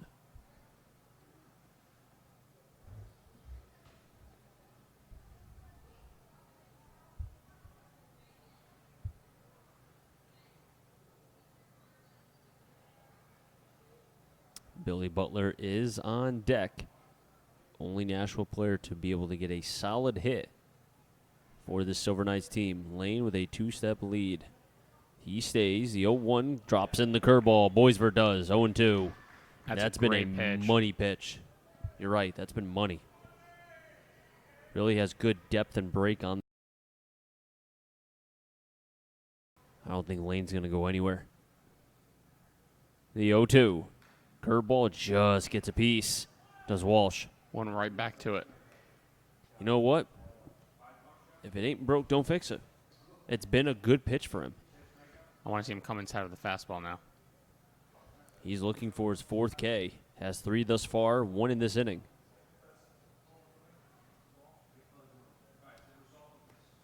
The 0-2. Fastball. Swing and a miss. There's the 4th K for Tyler Boisvert. All of his Ks have come via swings. And I don't know what Walsh just said to Butler, but maybe good luck. Well, when Boisvert's on, as we've seen and learned tonight, he can be very, very effective. There's a difference when a player has confidence. Boisvert has confidence. And I think what led to this was that second inning when he came out of the bullpen. First pitch to Butler. Fastball outside, 1-0. And because of that, if he gave up a run or two, then he's thinking in his head, oh, here we go again. I'm right back to where I was before. Well, I'm thinking, assuming he didn't expect to be pitching in the second inning, maybe he had to warm up quickly and he didn't have time to think about That's a good pitching point. as much. And he could just kind of, okay, I have to get ready. And he could think about that instead of thinking about, okay, I have to go in and be effective late in the game, stuff like that. Maybe he's more effective as a starter who can give you 5. Maybe that's what the Blues might learn tonight. And as we said, if Van Herbeck has to miss a start or could very well miss the rest of the season, now we're just speculating, but if he can't pitch again, they will need a starter. And Boisvert is one that could start. I know there's a couple guys in the bullpen that could, but the Blues, their biggest question has been the bullpen, and they're getting length out of Boisvert. 2-0. 3-0.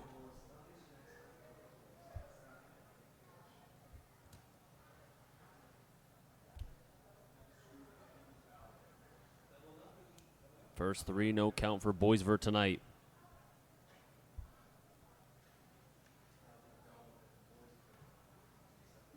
Lane stays.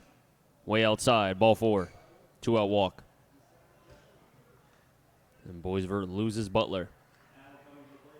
Noah Lucier at the plate, who made the error that allowed the Blues to get their first run. Some updates from the FCBL. Bottom of the 7th, North Shore Navigators and the Brockton Rocks tied at 2. And then at the bottom of the 3rd, in Pittsfield, the Westfield Starfires have a 10-2 lead over the Suns. What? Yeah, Where did that come from? It was just 2-1. Westfield, there was a rain delay there. Westfield, the rain brought runs for Westfield. They're up 10-2 in the bottom of the 3rd. Oh, it's raining in Pittsfield? It was. They were in a rain delay. Oh, wow. Yep, 9 runs scored in the 3rd inning for Westfield. Jeez. Boisvert pausing. Fires in a fastball behind. Boisvert overthrowing a tad there on the fastball. Landini is on deck. Who started that game for the Suns? Nochi. Oh, that's the kid from Babson, the one that made it to the fan vote. The 1-0. Swing and a miss. Loda wanted to throw back to first, but couldn't get a grip. And Nochi went 2 2/3 in that game. All 10 runs are earned. Wow. Rest in peace to that ERA. Well, what was his ERA going into that game? I'll pull it up. That's going to be a tad high, I'll tell you that much. The 1-1. 1-2. Can Boisvert strike out the side, quote unquote, all 3 outs via the K? Looking for that 3rd K now. Nochi had a 2.62 going into today's start. Yep, that's going to go up. A little bit. The 1-2. Check swing. And he didn't go. And Boisvert, his ERA was a tad high, and that's going to at least come down a good amount with every clean inning that he pitches. So far, 3, and he's trying to make it 4 here in the top of the 5th. The 2-2. Loda framed it, but it was low. Loda didn't move either. He presented that ball perfectly to the home plate umpire, but didn't get the call.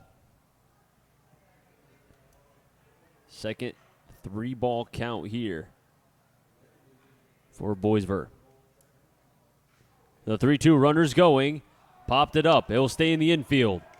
Reynolds doesn't even have to move and makes the catch. And Boisvert, an impressive inning, again keeping this Nashua team scoreless. Came in the 2nd, has 4 Ks, and has kept Nashua zeros in the 2nd, the 3rd, the 4th, and now in the 5th.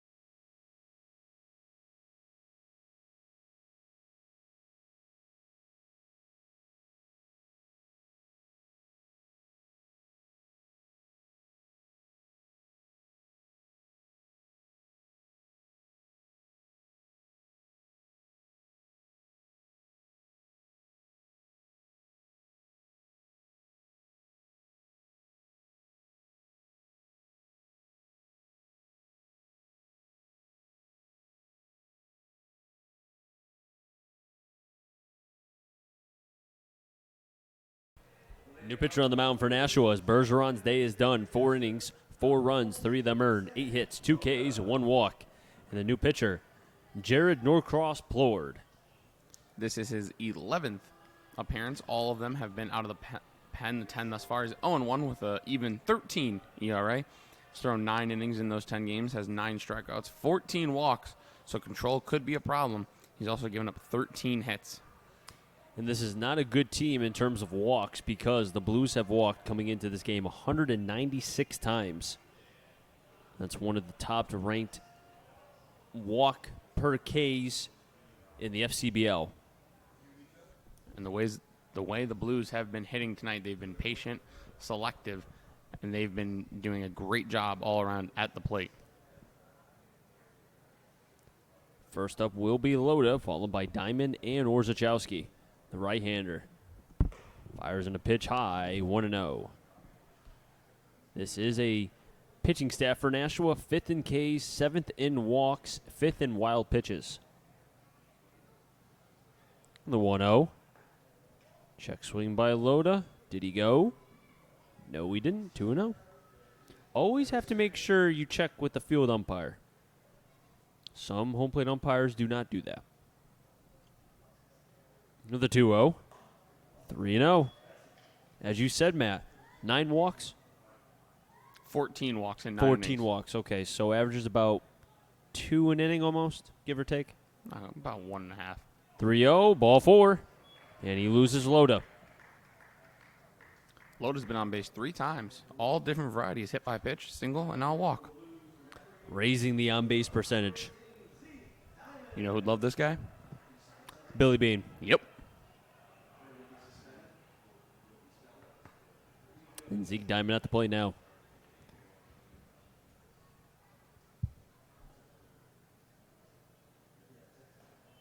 Pitch is in, 1-0. Plord has yet to throw a strike yet.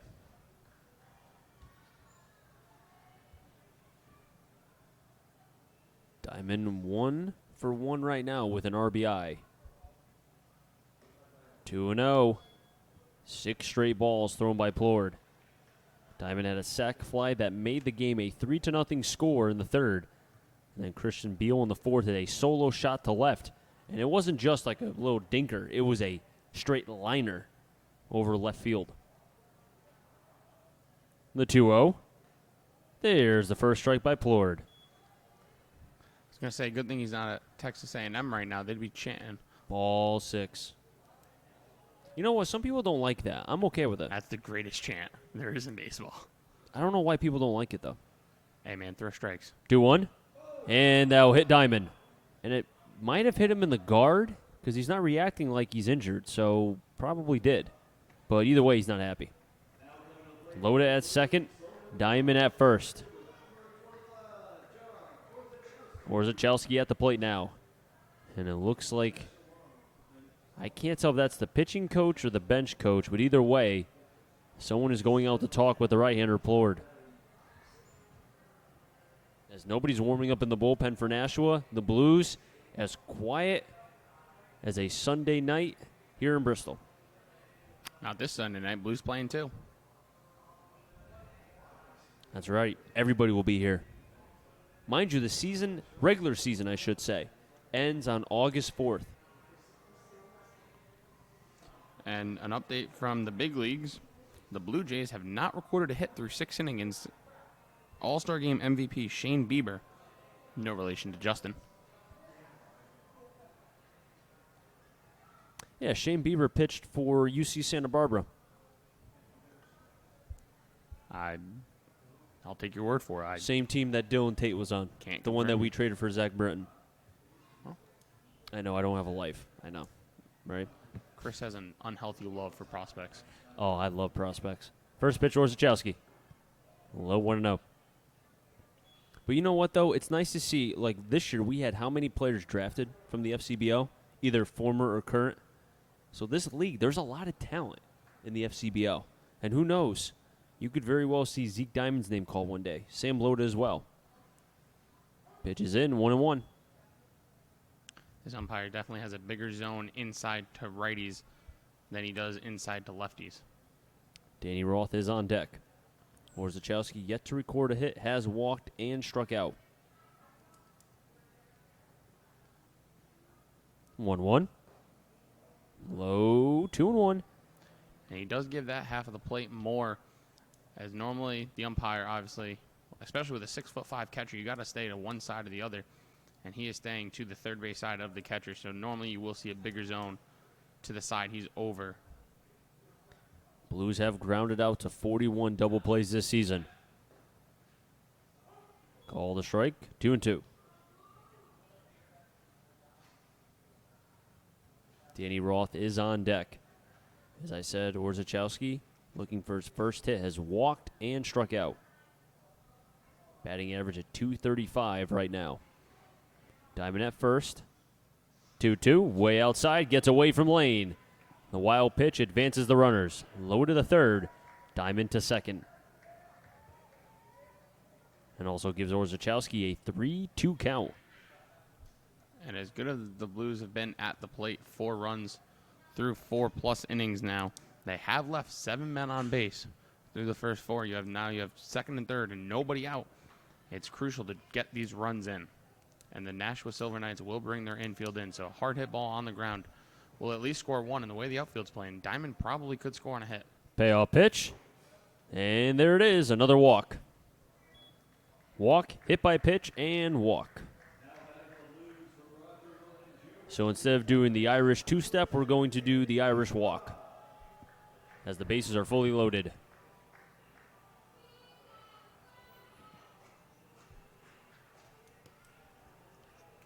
Danny Roth at the plate.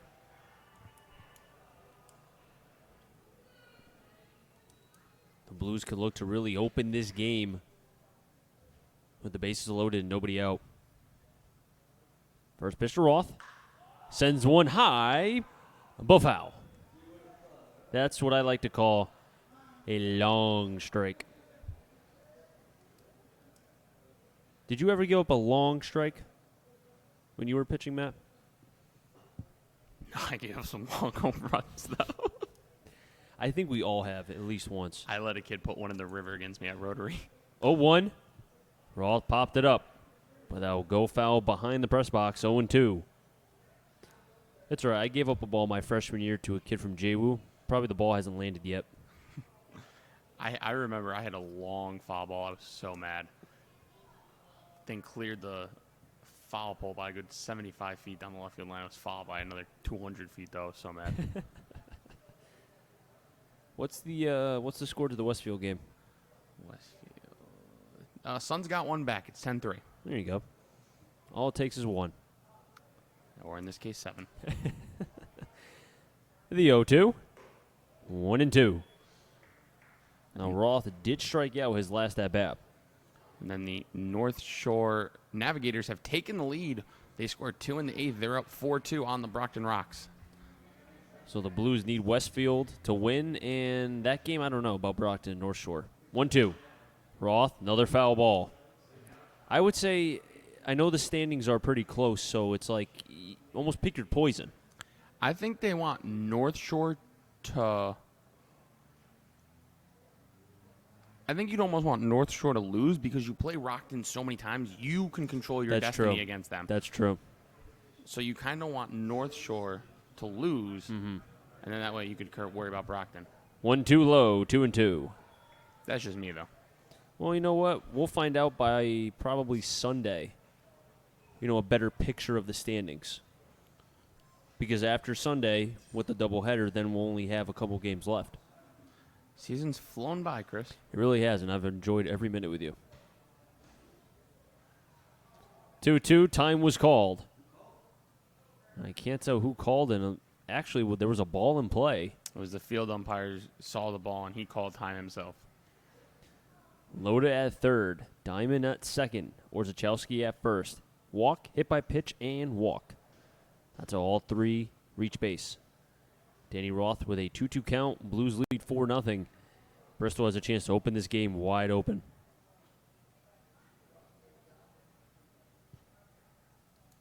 2-2. Almost hit Roth. 3-2.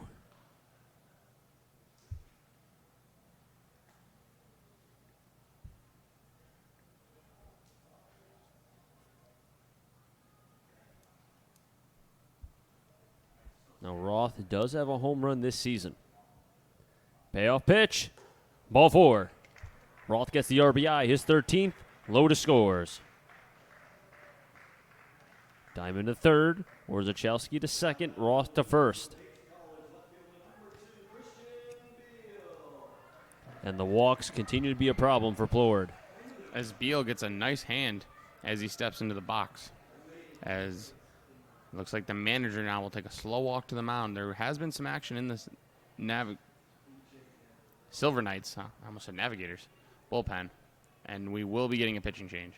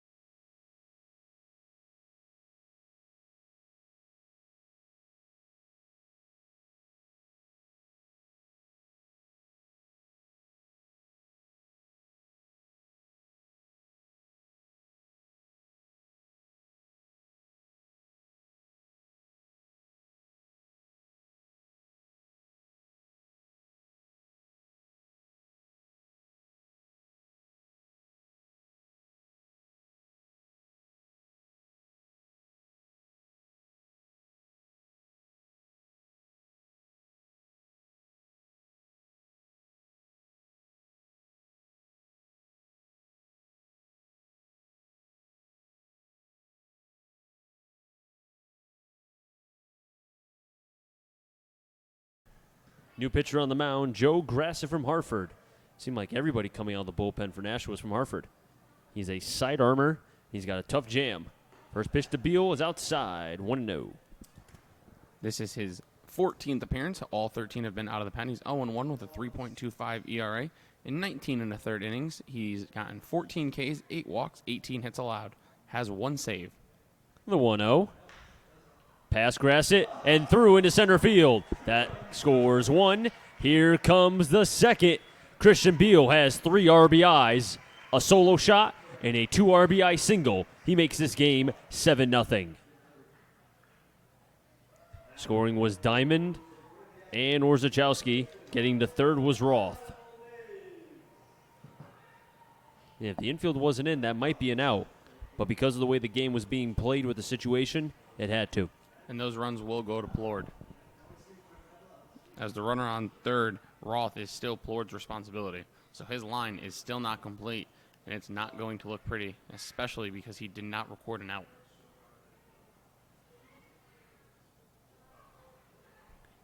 Kyle Maves, runners on first and third, nobody out. Grasset's first pitch. Inside, gets away from Lane, and on the wild pitch, Roth will score. It's 8-0.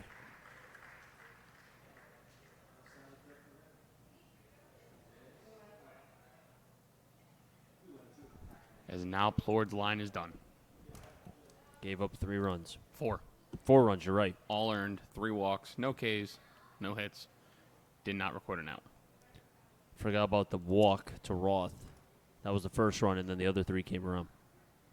Beal at second, 1-0. Maves fights it off, but foul.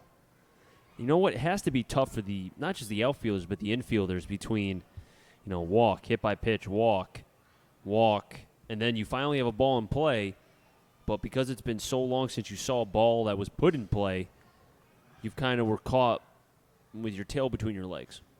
That's why I like playing first. At least you had somebody to talk to. Who, the first base coach? Yeah. Yeah. Maves fouls it off again, 1-2. Or all those guys, your pitchers, were walking and letting on base.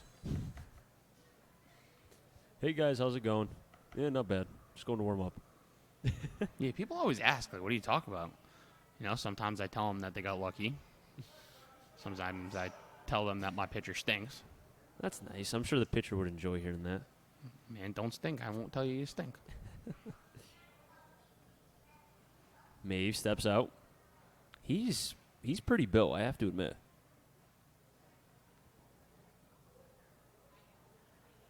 Definitely lifts the weights. That's for sure. 1-2. Inside, 2-2. What?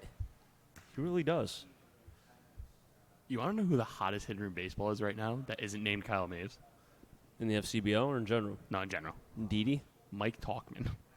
Oh, you're right. He just a 2 RBI triple. 2-2. Outside, 3-2. See, I gave you know how they used to call the running back for Tampa the muscle hamster? Martin? No, but okay. Okay, well, there was a running back for Tampa. His nickname was the muscle hamster. That is awesome. Continue. I'll wait until after this pitch. 3-2 to Maves. Another foul ball. Not calling him a hamster, but just the way he's built, though, you could see why he has the gap-to-gap power, but he still has that speed, and we saw that yesterday.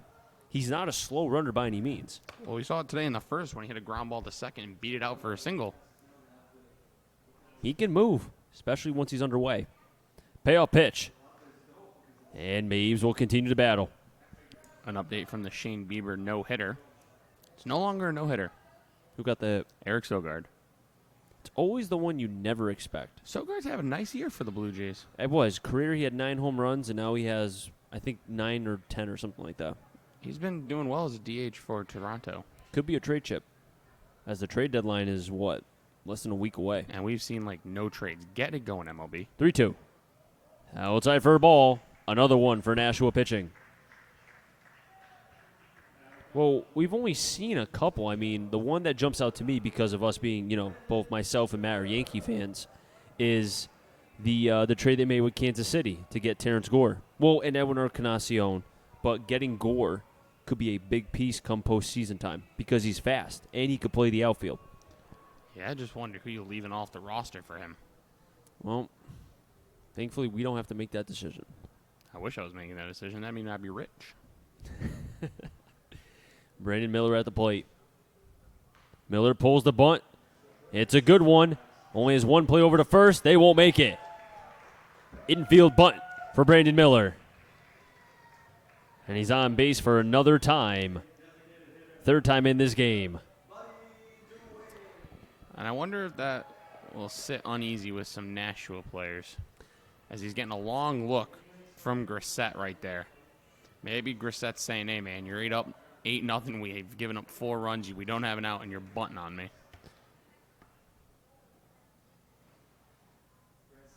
Buddy Dwayne at the plate. Dwayne fouls it. 0-1 is, looks like Grass kind of unbuttoned a couple more buttons on his jersey. Now he's probably 3 or 4 buttons deep. Luke Voigt? The honky-tonk man. 0-1 count on Dwayne. 1-1. I will say, though, it's a part of the unwritten rules, like when to not bunt, when to not steal. I mean, at the end of the day, if you don't like it, stop it. Yeah, exactly. Stop it. Get the outs. Don't walk people. Nashua has a lot in this half inning alone. Dwayne fouls at what could have been ball 2. Instead, it's strike 2. They have 4 walks in this bottom of the 5th. 5 walks. Well, if you count the hit by pitch. Oh, yeah, you're right. My bad. So 4 walks and a hit by pitch. 1-2. Good eye from Dwayne. 2-2. Home plate umpire went the right hand, said that was just a tad outside. If Dylan Reynolds can come up to the plate, the Blues will have batted around. Mess up my scorebook.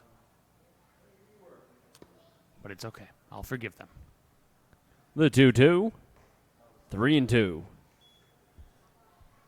Grassett is a senior at Hartford, 5'10", 155 from New Hampshire. Action in the Silver Knights bullpen.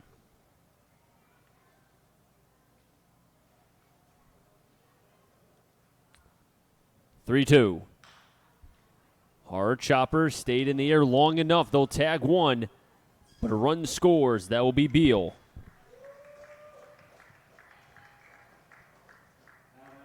He'll score. They'll get Miller out at second on the fielder's choice. Getting to third will be Maves. Blues are up 9-0. Dwayne will be on first because they were only able to get that was Nashua, the out at second.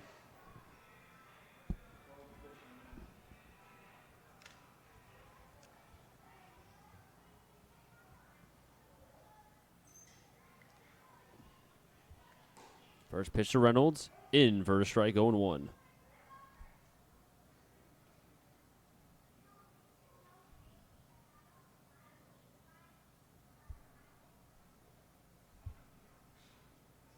Oh, 1 Reynolds, 1-1.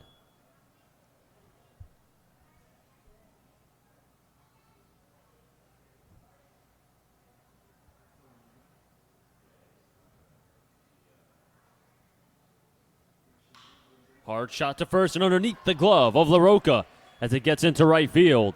Maves will score. Dwayne going station to station will stay on at second and give the Blues another run. Dylan Reynolds, stay hot, kid. Stay hot.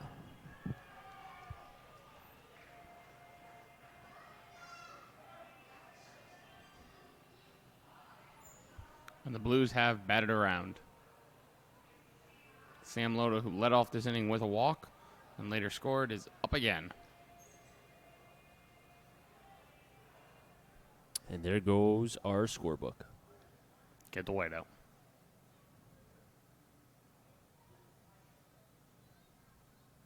First pitch to Loda is way outside. 1-0. This has to be tough on Nashua pitching, or even more so the entire defense, because, I mean, look, third base, Hernandez, with the right hand just picking what looks to be at his hat. Wild pitch, runners advance. Reynolds to second, Dwayne to third.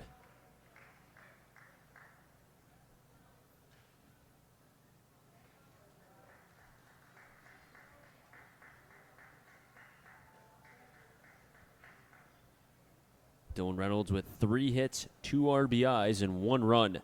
Having an excellent game tonight here against Nashua.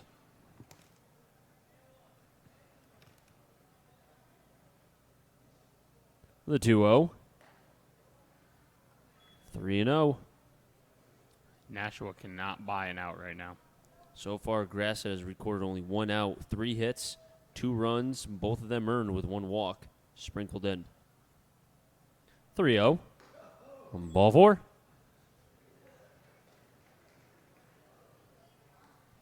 And Loda walks. For the second time this inning. Deja vu. A little on this date in baseball history. 15 years ago today, the Yankees and Red Sox, one of the most, we'll call it infamous brawls in baseball history. Jason Varitek didn't want to take off his mask to fight A-Rod like a man, as some would say.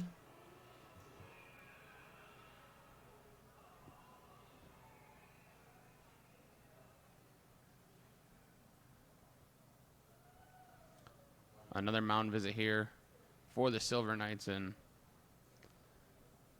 I almost wonder, what do you say at this point? Down 10-0. You've recorded 1 hit through 5 innings. 10 batters have come to the plate for the Blues. You've given up 6. You've gotten 1 out. Ducks are on the pond. Just, what do you do? Nashua cannot find answers. I think the bigger question is, and it looks like that's Boisvert out to the bullpen because he's been sitting now for over 30 minutes. So it's smart that he's out there just to, toss a little bit, try to get the blood flowing again, because I get the score being the way it is. Still have to get the outs at the end of the day.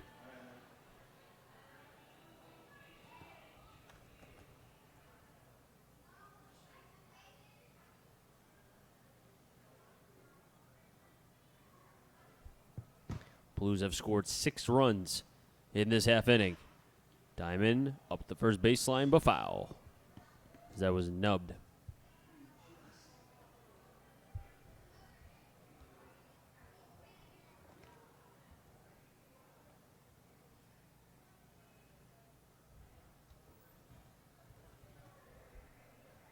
Base is still loaded. Dwayne at third. Reynolds at second. Loaded at first. The 0-1. Outside for a ball. 1-1.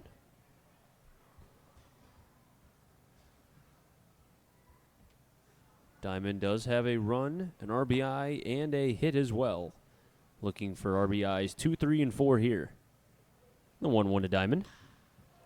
Towards right center. Going back is Butler. Still back at the warning track. He'll make the catch for the second out. Tagging from third and scoring is Dwayne. Give Diamond another RBI, his second one tonight. Advancing to third is Dylan Reynolds. Sack fly for Zeke Diamond. Give him 18 RBIs on the season.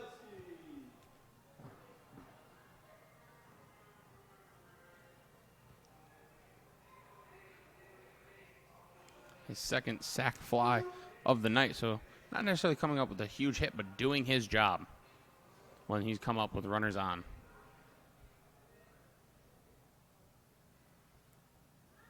And the Blues have opened up the floodgates. 7 runs in this half inning. Fouled off. That's Orzechowski getting his second at-bat here in the 5th. 0-1.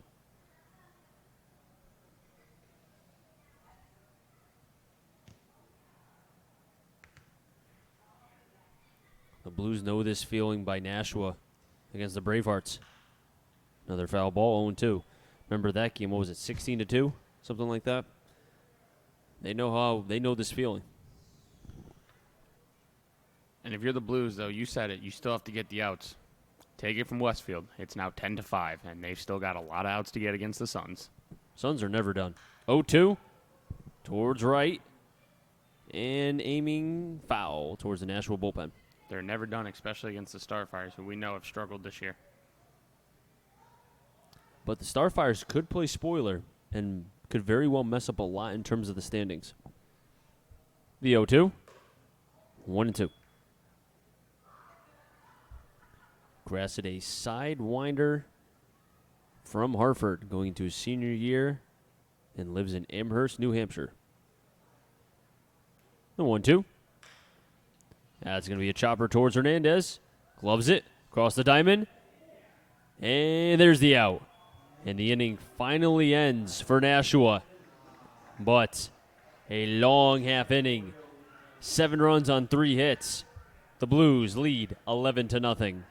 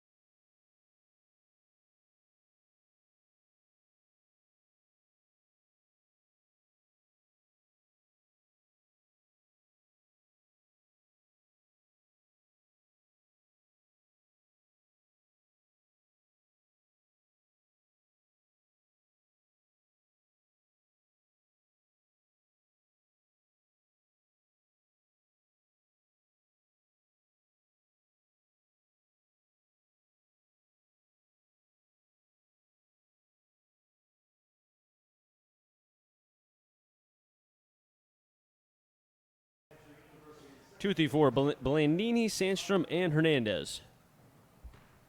And Tyler Boisvert still on the bump. What do you have, about 45 minutes in between pitches here? Just about. Has gone 4 innings, gave up 1 hit, 1 walk, and 4 Ks. You just wonder the mindset of these hitters for Nashua. Actually, bigger question, 1-0 count on Blandini. You have the hitters who haven't hit in a while, and then you have Boisvert who hasn't pitched in a while. So, could be interesting. The 1-0. In for a strike, 1-1.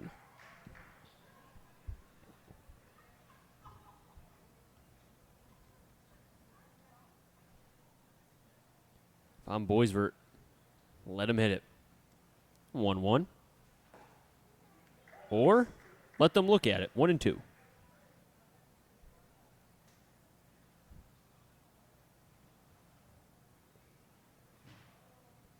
Boisvert from the windup. The 1-2 fires a fastball high and in. 2-2. Nashua 22-22. 2.5 games back. The Blues 22-20. A game and a half back of first place. 2-2. Curveball towards short. Diamond on the hop. Over to first. Shows off the strong arm and gets the out.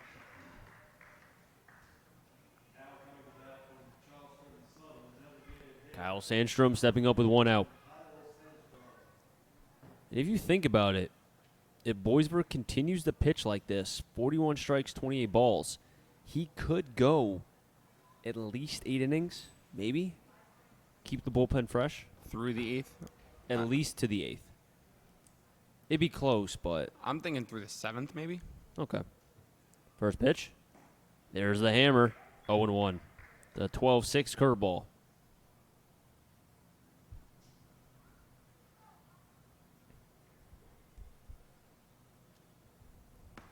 Boisvert working well with Loda. The 0-1. Curveball again. More downward tilt on that. 1-1. Boisvert came in relief of Vanderbeck. I wonder if maybe working with Loda has also helped Boisvert. That's true. Loda is a very good catcher behind the plate. 1-1.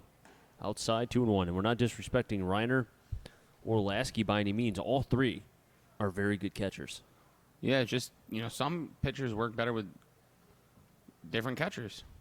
I think it also helps that the Nashua pitching staff kind of fed into that too. I mean, how many walks was it in the 5th for them? They had 5 walks and 1 hit by pitch.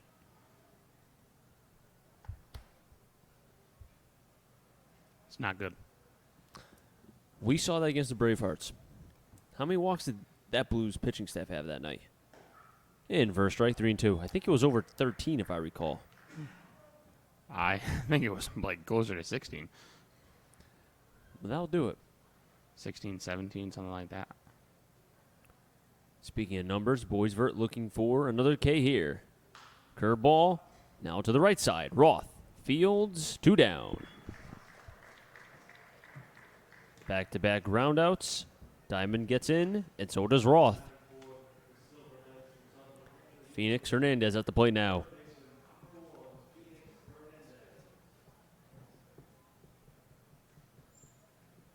And our computer operator, Jack O'Donnell, just told me it was 15 walks and 15 men left on base for the Blues.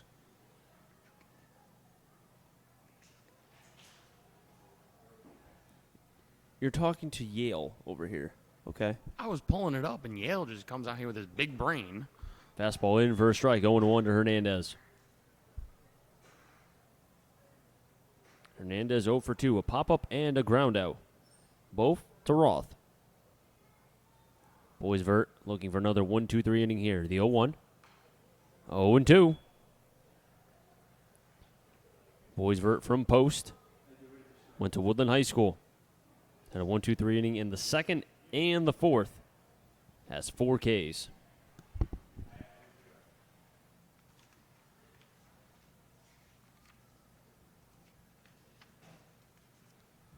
The 0-2. Good block from Loda. Even with nobody on base, Loda's still working on that blocking because as a catcher, it's never perfect. Sticking with game situations here is Loda. The 1-2. Curveball again, blocked by Loda, 2-2. 2 balls, 2 strikes, 2 outs.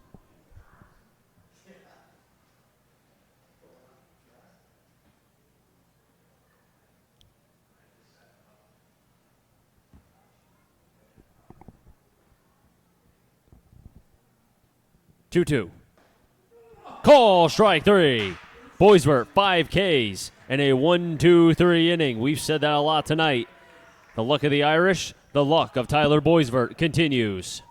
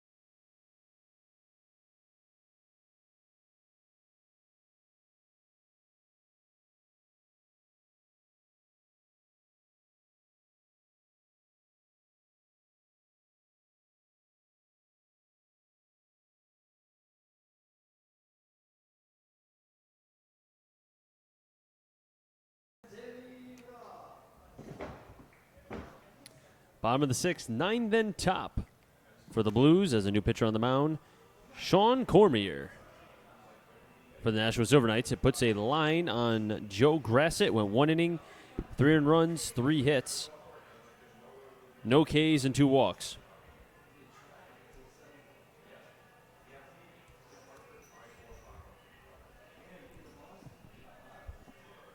It'll be Roth, Beal, and Mays. Made them get on Miller. First pitch to Roth.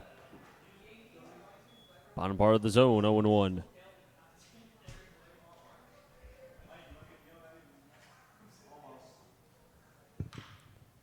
Through the 5-5 hole, ranging over, diving, and can't making it. First it was Hernandez and then Lucier. They got through the wickets of Hernandez, and then Lucier through the 5-5 hole could not make the play as it was too far through that hole. Cormier's 5th appearance this year through his first 4, 4.50 ERA, no record, 6 innings, 4 Ks, 3 walks, 7 hits allowed.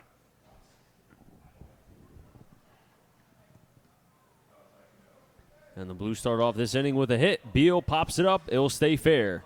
LaRocca. And sliding was Blandini.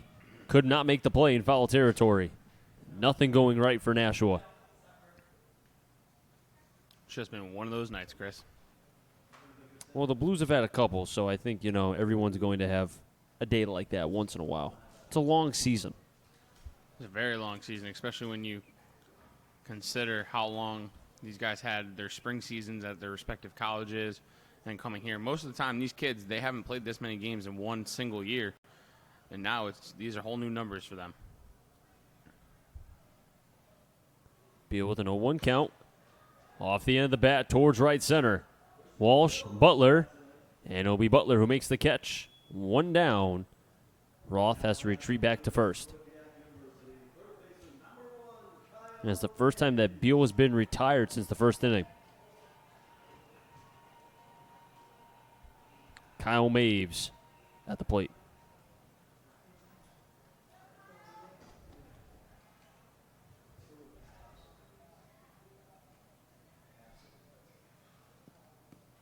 You know what I just thought of, too? Kyle Maves takes a strike, 0-1. You know who would have been really happy with Christian Beal hitting that home run? Christian Beal. Tim Anderson. That is true. Although I think he would have been mad that he didn't flip the bat. 0-1. Through the 5-5 hole and in for a base hit. Kyle Maves continues his hot hitting. Now he's had a hit in every single game since July 20th.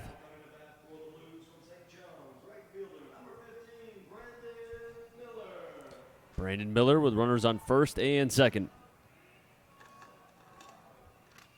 Miller so far in this game, 2 for 4. Does not have any RBIs. So far, 28 total this season. Miller is 4th in the FCBL in RBIs. Has a chance to maybe get up just a tad, as there's a couple ribeyes on second and first. Cormier's first pitch. Miller swinging, foul. He's taking some big cuts tonight. No bigger than that first swing where the right hand was just gone and the left hand kept that bat just in there.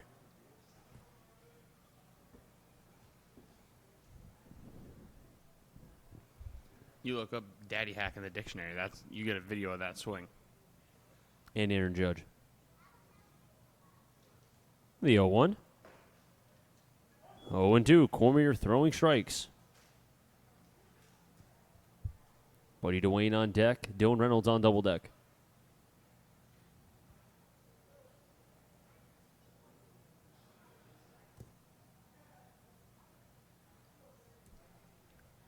Oh, 2. Miller fights it off. It's dying, and it will stay in the infield. Infield fly was called. Lucier makes the catch. 2 down.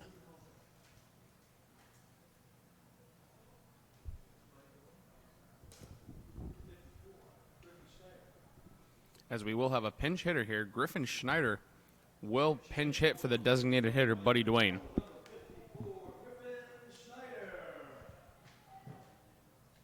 We saw Griffin Schneider yesterday in the doubleheader for the Blues. He started game 2 of that doubleheader, of which the Blues won on a walk-off error. And the first swing, 0-1. Schneider took a big hack. So Dwayne's day will be done, as Dwayne had 2 runs, 1 hit, and an RBI, and 4 at-bats. The 0-1. 1-1. And now with the score being the way it is, I think the Blues made the right decision, making sure that Austin White was okay, taking today off and then having tomorrow off as well. Buddy resting up, getting ready for the playoff stretch. 1-2. This offense, I can tell you, this is probably one of the better offenses in the FCBL. The big question, and I said this in the open to begin the game, the bullpen. That will either have this team to a championship or an early exit in the playoffs. It's as simple as that. 1-2 to Schneider. Swing and a miss. First K for Cormier. And the Blues fail to score for the first time in this game since the first inning. So Nashua pitching doing the job here.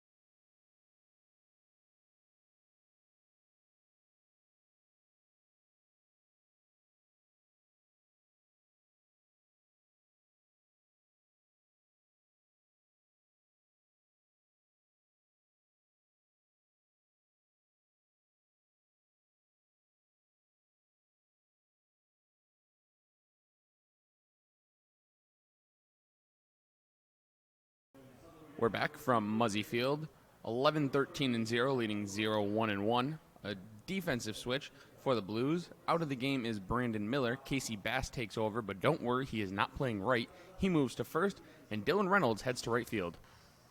The first pitch from Boisvert, who's out for another inning of work, to LaRocca, fouled off, 0-1. The Golden Pipes of Matt. They're back. I know everyone's excited. The 0-1 pitch. Swung on through the 5-5 hole into left field for a base hit. As maybe the Knights will show some life. Here in the top of the seventh, leadoff man on. Just their second hit this evening. As LaRocca, who had struck out his first two at-bats, I'm sure feels good about finding some grass there for a hit. First hit since that third inning, which Butler broke up a no-hitter. A short one at that, but still, Nashua was no hit. That'll bring up the left fielder, Deegan, who's 0 for 2. He's grounded out to short and struck out swinging. Boisvert sets. Deals. Grounded to second. Could be two. Second for one. Diamond to first. In time. Double play. And just as quickly as the Knights get a base runner, it gets erased. Boisvert, a little shimmy shake. He's feeling great right now. What an outing from the post product for the Bristol Blues here tonight. 29 double plays now for Nashua. Now, don't forget, tomorrow night, 6 p.m. on 89.9 FM, Ryan Locke will be on the X Factor, as Art Benedict will be interviewing the right-hander from Wagner College. So make sure you tune in, 89.9 FM. First pitch to the 6'5" backstop Alex Lane. Up and in for a ball, 1-0. And if you want the link, it will be posted on both the Blues Twitter and Facebook tomorrow prior to the 6 p.m. interview. 1-0 from Boisvert. Swung on a missed. Even in the count, 1-1. Look at that, Matt. 2 minutes, you call a double play. How about that? Look at 4 strikeout innings, double plays. I just need a long ball now. The 1-1 in the dirt, 2-1. I would like to avoid that, though, at least for them. Well, I'm doing the bottom half, too. We can get one then. There you go. I'm fine with that.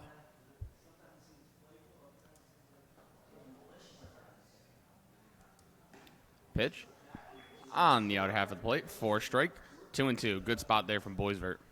Barry Walsh is on deck. The 9-batter, Billy Butler, on double deck. Boisvert looking for another K. Deals. Just got a piece of it as Lane. Do the 2-2 once more from number 22. And Boisvert has gotten better and better as each inning since the second when he came in relief. The curveball, the fastball, the two-seam, everything working for the Woodland High School product. 2-2 pitch. Swung on a miss. Strike 3. He got him. Tyler Boisvert, have a night, my friend. What an outing. No runs on 1 hit, no errors, and because of the double play, no men left. We're stretching here at Muzzy. All Blues in this one. 11-0 over the Knights.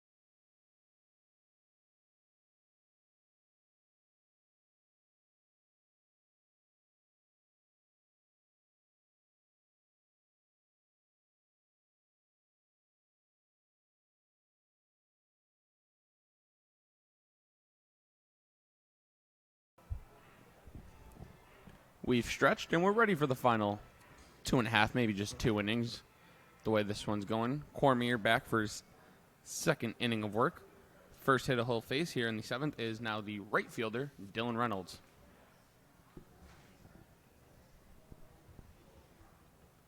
First pitch, missing up for a ball, 1-0. Reynolds tonight, 3 for 4. He's singled, doubled, flown out to right, and singled again. Scored a run and has 2 RBIs. Pitch fouled off third base side, 1-1. Reynolds so far has had probably one of the better days this season. 3 hits, 2 RBIs, and 2 runs. Or rather, 1 run, I should say. Drops in the off-speed pitch for a strike, 1-2 now.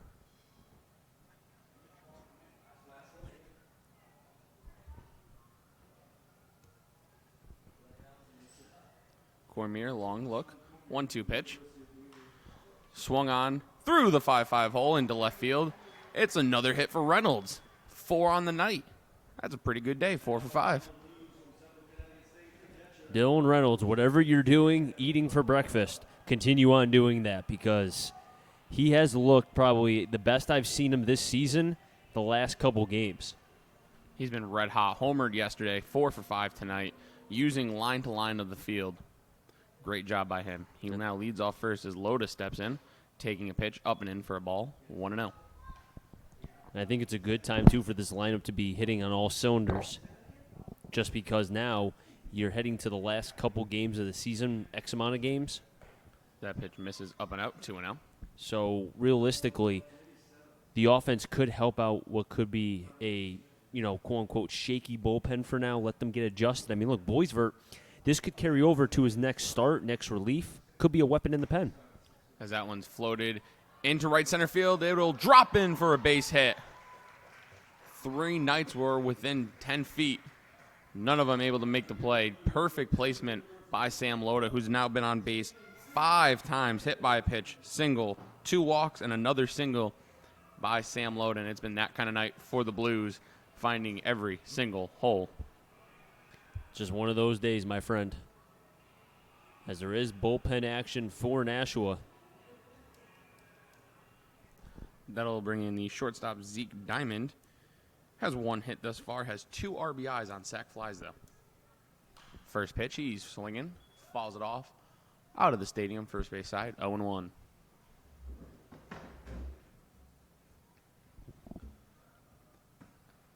Diamond's hit came back all the way in the 2nd inning. His last at-bat came last inning in the 5th when he flew out to right field on an RBI sac fly. Cormier sets. The 0-1 pitch to Diamond. Just missed off the outside part of the plate, evening up the count, 1-1. Umpire not really giving the Knights any extra calls. He's been pretty consistent with his zone all night, which is all you can ask for. But in an 11-0 game, sometimes you'd like to see it stretch as Diamond fouls another one off, 1-2 now.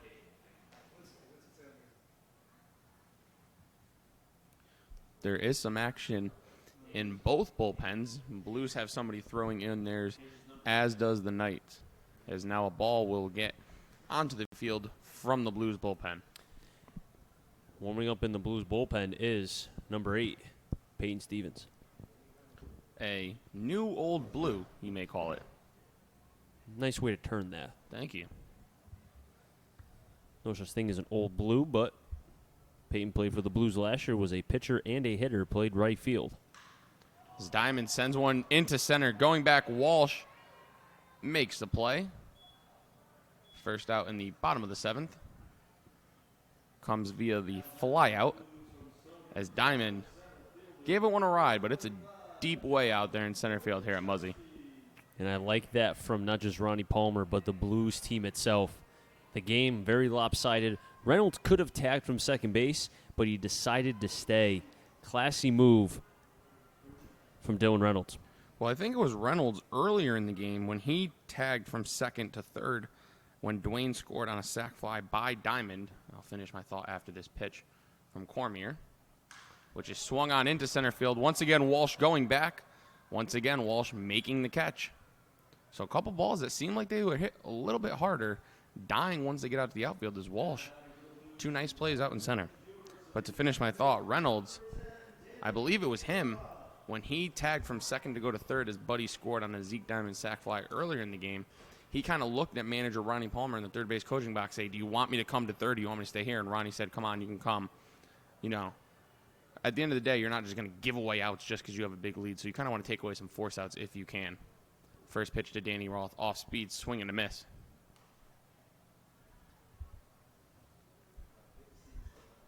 Nashua with only 2 hits thus far and have given up 11 runs, have only committed 1 error, so it's just been a lot of self-implosion on their part via the mound.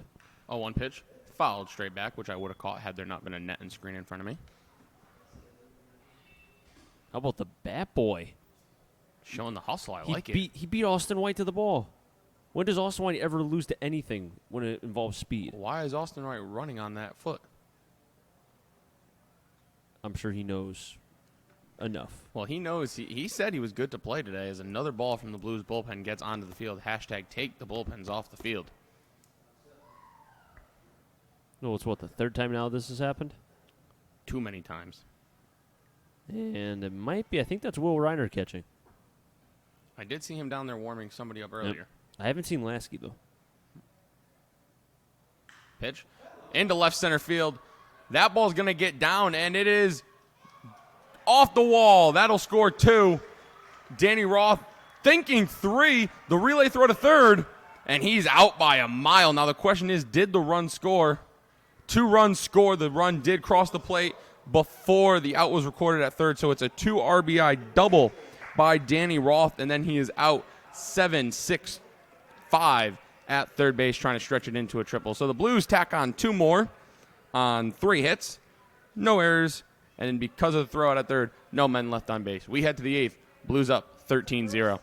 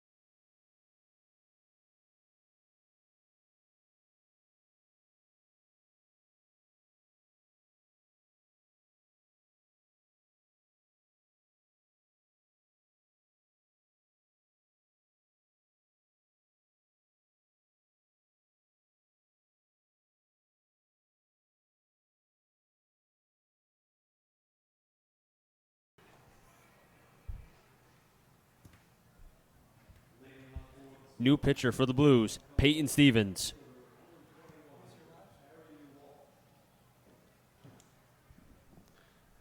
What an outing by Tyler Boisvert.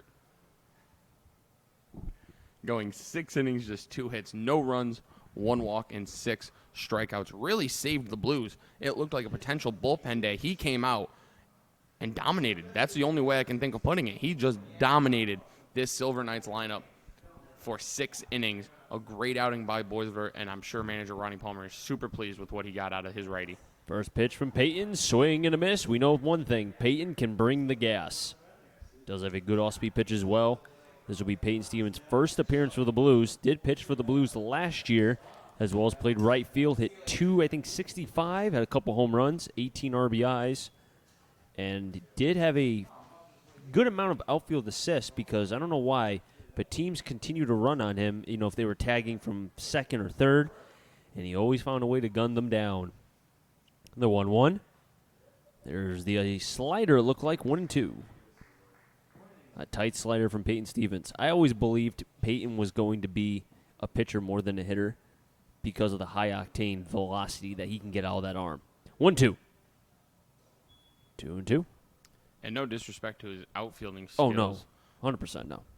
But his arm is just too good to not be on the mound, especially when you factor in the fact that his bat is hit or miss. I mean, he has power, but it's a lot of swing and miss stuff in his game. But nowadays, that's almost what baseball is. As Chris loves the 3 true outcomes. The 2-2. Swing and a miss. Peyton's first batter of the 2019 season is a K. Walsh down. Second K for Walsh tonight. And Billy Butler at the plate now. And Butler is the only him and Lucier are the 2 Knights that have been on base multiple times. It's been a long day for Nashua. In the 5th inning where they gave up 7 runs, they had 5 walks and a hit by pitch. First pitch to Butler. Did he check? And yes, he did. 1-0. Nashua has had 1 hit in the 3rd and in the 7th. Other than that, it's been a whole lot of goose eggs for Nashua tonight. 1-0. Swing and a miss. 1-1. Stevens can bring it. This is the first time I think I've ever seen him pitch. Really? He never pitched against you in Naugatuck? Not that I remember. He probably was hitting like 2 home runs off of you guys. Sounds about right. The 1-1. He didn't check his swing. 1-2. Well, he's going into his junior year. That was a little odd by Butler. What was he doing? I don't know. Maybe he was gonna Try go steal first? Maybe. Thought it was a drop third strike? What? What are we doing here? I think the home plate umpire said drop 3rd strike. He didn't even know what the count was. I understand it's been a long day. Yeah, these games as an umpire, I don't think we... 1-2. Call strike 3, back-to-back Ks for Peyton Stevens. We got to remember that these umpires, yes, they have a job to do, but they're also spectators in a way. And games like these, it's tough to call, Do you stretch your zone a little bit to get it to speed up? That's not really fair to the hitters or even the pitchers if you're, one way or another. So you got to stay consistent, but it's tough for them. They've been standing around, especially the home plate umpire. That gear is not comfortable. Top of the order, Noah Lucier with 2 outs. Peyton Stevens with back-to-back Ks. First pitch is high, 1-0. I always wondered why he didn't pitch more in high school. He was more of a hitter than anything. And I understand that Sacred Heart had a deep starting pitching staff, but always believed he was a pitcher more than a hitter. 1-0. Swing and a miss, 1-1. And just remembering a little bit of when he pitched, he looks like he's more compact in his delivery, especially when he releases going towards home plate. Good to see from Peyton Stevens. 1-1. 2-1. Peyton Stevens, a Central product, so he's throwing to his counterpart Sam Loda, and also playing with Buddy Dwayne and Matt Shane. Some updates from the FCBL. North Shore has beat Brockton 4-2, and Westfield has a 12-10 lead over Pittsfield. They're in the bottom of the 6th. That one's far from over. That's going to be a long game. 2-1. 3-1. Yeah, you think we have a long game. Head up to Pittsfield. I bet if we left now, we'd catch the 9th. About an hour and 15. Yeah, we could. We could. I did it in about an hour. I was with you. Yeah, we did it about it. Well, I drove. You did. 2 and back. 3-1. Call strike 3-2. You know what? Let him hit it. They're not going to touch the fastball. Go right at him. There's no such thing as a 13-run homer. The payoff pitch. Swing and a miss. Back-to-back-to-back Ks. Peyton Stevens, an impressive 1-2-3 inning, and he did all by himself, didn't even need the defense. We head to the bottom of the 8th.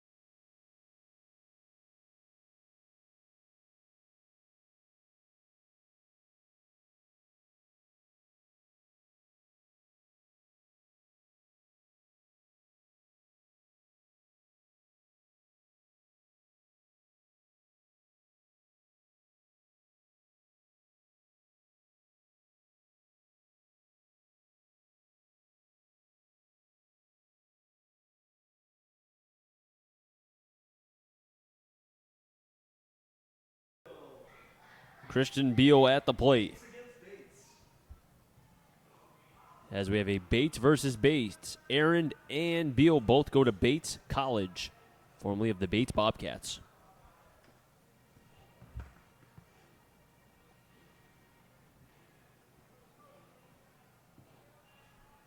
It'll be Beal, Maves, and Miller. If any of them get on, Griffin Schneider. And we have a position player on the bump. Is, like I said, Jack Aaron from Bates. Typically a catcher, now pitching. This is his 3rd appearance for the Knights this year. Really? Yeah, he pitched in a couple other. Well, one wasn't a blowout. 2-0. On June 28th, he pitched against this Blues team when the Blues defeated the Knights in Nashua 11-3.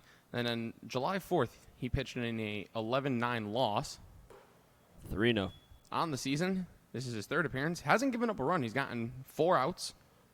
No strikeouts, no walks, no hits. An inning and a 3rd. That was the slow pitch, 3-1. 5'7" senior from Bates. He's working quickly, 3-1. Number pass errand over to Blandini, but he bobbles it. Error by the second baseman, the second one for the Silver Knights.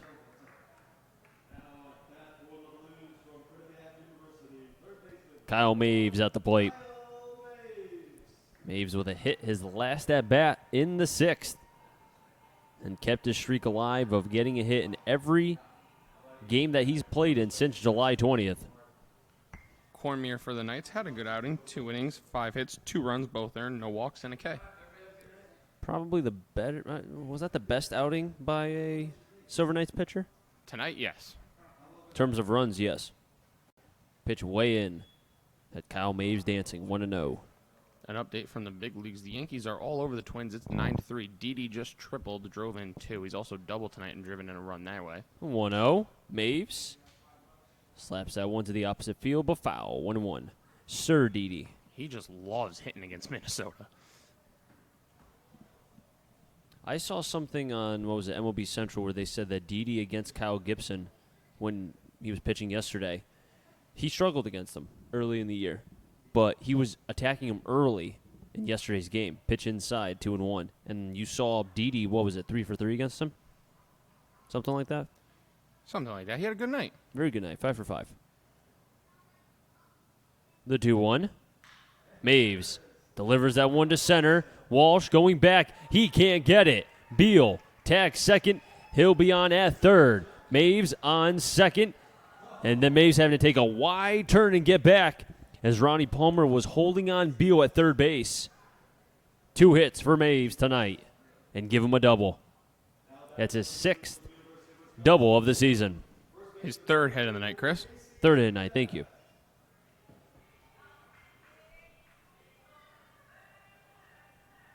Forgot about the hit in the first.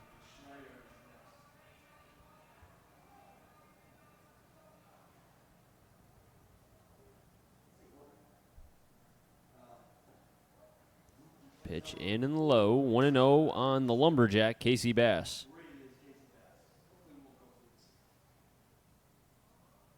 Bass fights it off. That will drop. RBI for Casey Bass. Beal scores. Getting the 3rd is Maves. And the Blues just keep on bringing against this Nashua team. 15 runs, 18 hits. Correction, 14 runs.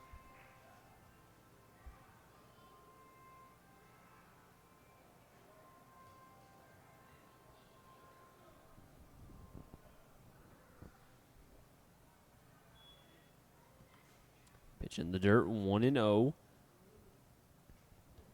That RBI by Casey Bass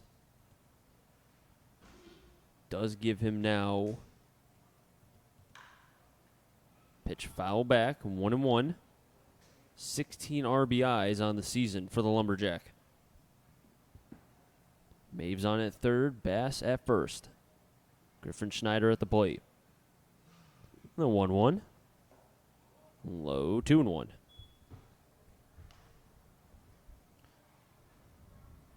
Chris, after tonight, we get 2 days off.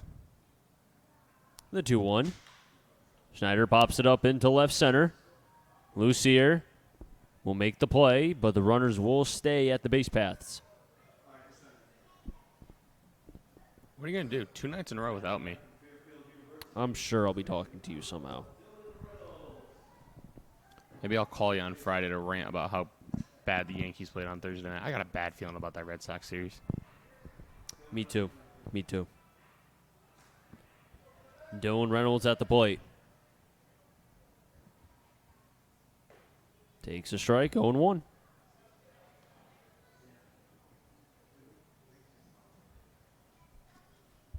Maves at third. Bass on at first. 1-1. Sam Loda is on deck.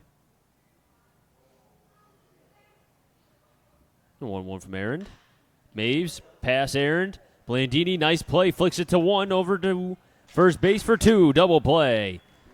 Nice shifty moves from Blandini to Lucier to LaRocca. 4-6-3. And the Blues will only get 1 run on 2 hits. Because of the double play, only 1 runner was on base before tagging home. That double play erases that.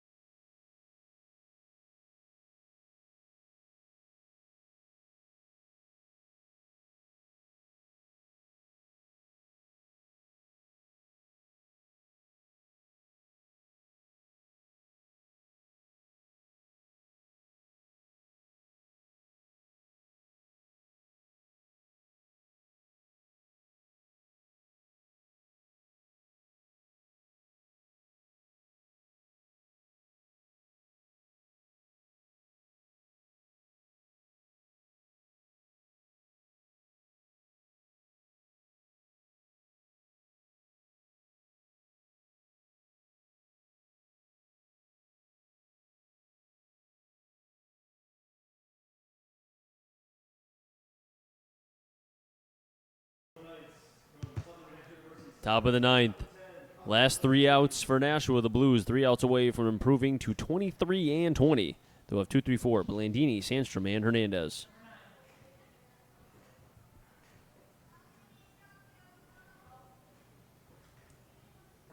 First pitch low, 1-0.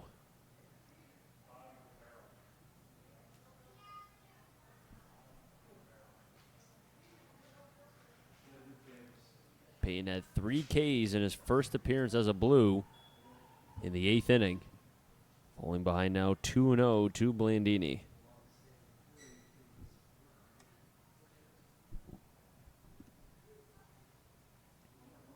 The 2-0. 2-1.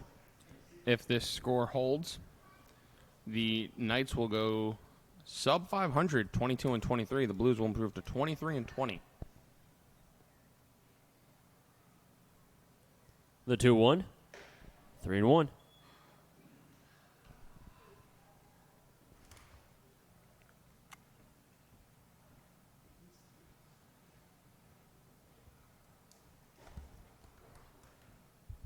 One count on Blandini.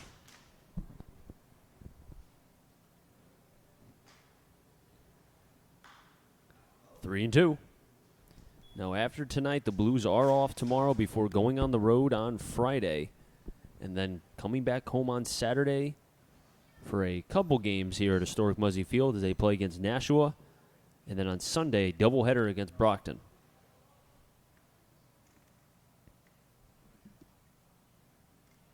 3-2. Outside call, strike 3. 4 consecutive Ks for Peyton Stevens. 2 swinging, 2 looking. Kyle Sandstrom stepping up. After tomorrow's off day, Chris, the Blues play 9 games in 8 days. Or no, pardon me, 10 games in 8 days because there's 2 doubleheaders. Yep. That bullpen. That's going to be a stretch.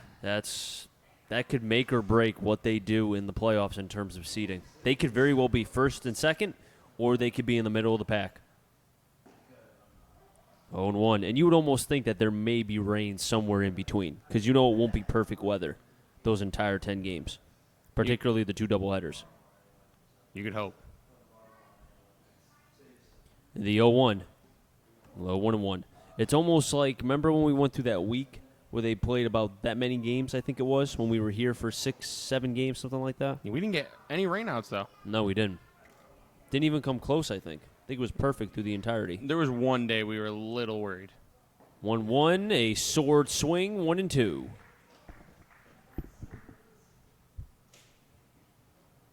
I think that was against the Suns, right? When Horbeck threw. Herbeck, I should say. Probably. The Suns always bring rain.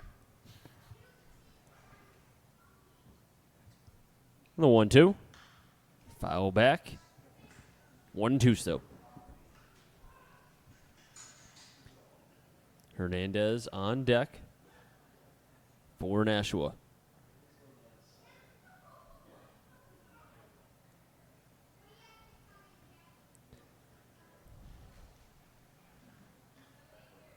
The 1-2. Blocked by Loda. Almost hit Sandstrom. 2-2. And you have to feel, if you're Nashua, I mean, effectively wild in terms, because Payne's really been only able to land that fastball.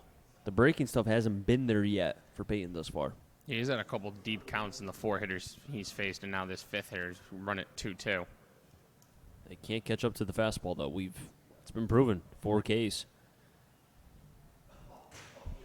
Just a bit outside. With a 14-run lead, I would just be putting one finger down and saying, bring it.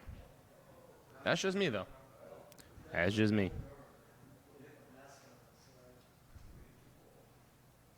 As the Blues bullpen coming in from the left field bullpen. I would anticipate a fastball's coming here. 3-2. Outside for a ball. And Sandstrom walks. Phoenix Hernandez will be up for the Nashua Silver Knights.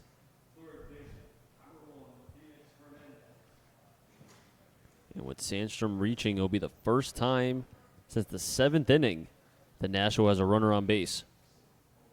0-2 for Nashua, 14-18 and nothing for the Bristol Blues.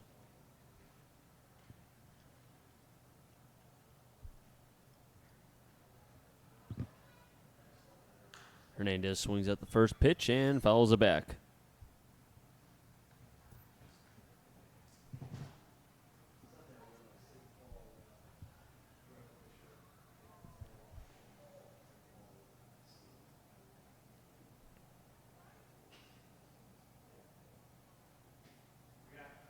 Peyton coming to the set, shaking his head 3-4, fires the fastball 0-2. Just keep with that, like you said, Matt. Put the number 1 down, and here we go. You can even tell the hitter, here's the fastball, hit it. Exactly. Worked for Mariano. He had a pretty good career, I would say. Not too shabby. The 0-2 from Peyton. Drops in the hook, but must have been high because it looked good at the finishing pitch as Sam Loda asked where that pitch was. This umpire has not opened his zone. He's been consistent this entire game. Have to give him credit. Yep. LaRocca is on deck. 1-2.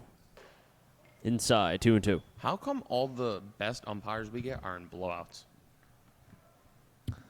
You're going to have to email whoever does that and ask. I will once you give me their email address. You think I know? You know everything. I don't. That's Yale. 2-2. Swing and a miss. Peyton racking up the Ks.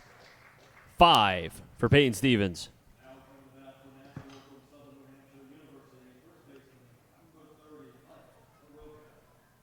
Mike LaRocca at the plate. Blues 1 out away from a win.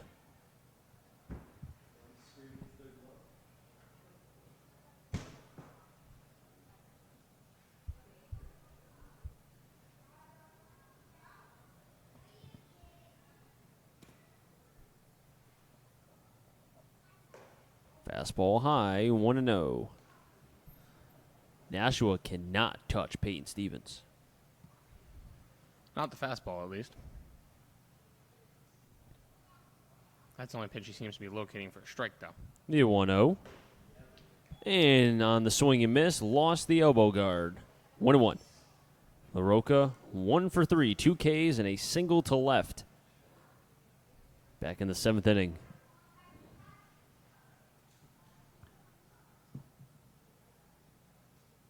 Only 2 hits for this Nashua team here tonight. 1-1. Dancing is LaRocca, 2-1.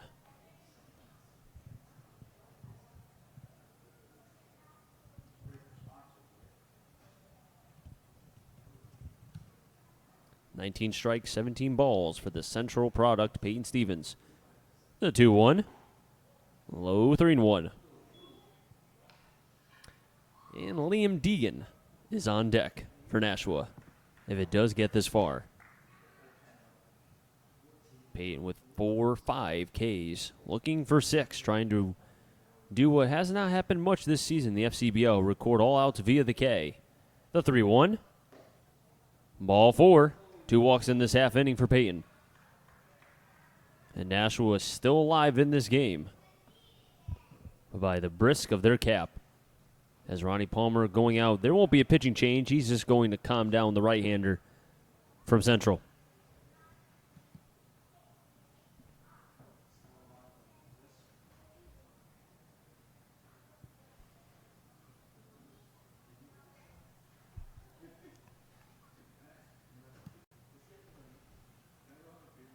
I question why manager Ronnie Palmer had to make this visit. I think this could have been done by Loda himself.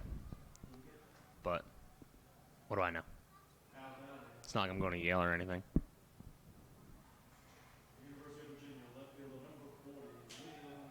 I have to give a shout out to Jack O'Donnell and Connor for doing a fine job here today. We like to call Connor Sunshine. He does the field camera. Liam Deegan at the plate. Fastball outside, 1-0. I hope that mound visit was throw fastballs and throw them down the middle. Sounds like a pretty good strategy. When you're 14, why not? 1-0. Swing. And a miss. 1-1. Especially when that's been the swing on your fastball all night.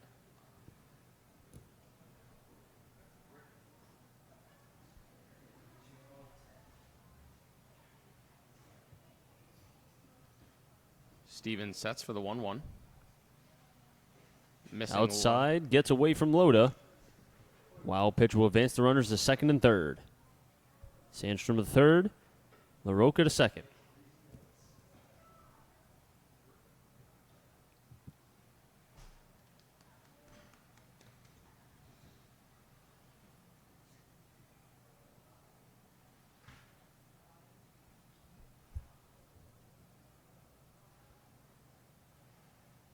The 2-1. Painting the back door. 2-2.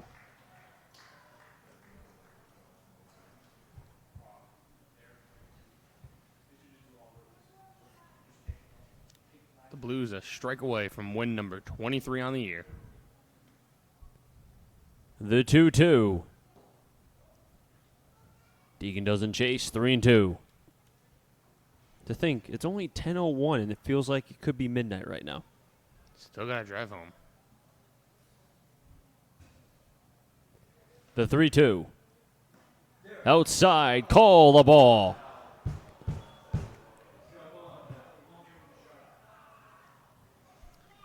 Alex Lean at the plate now. And if you hear any banging, that is definitely Jack O'Donnell, our computer operator, banging the desk in frustration that was not called a strike. You know what, though? Payton just wants to get the strikeout. That's all. I don't blame him. That was a good spot. That was a very good spot. I wonder if he threw that pitch 2-2 if he would have gotten the call. First pitch to Lane. Outside, 1-0.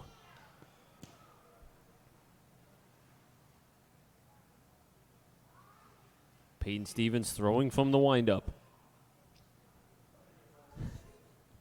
The 1-0. Swing and a miss.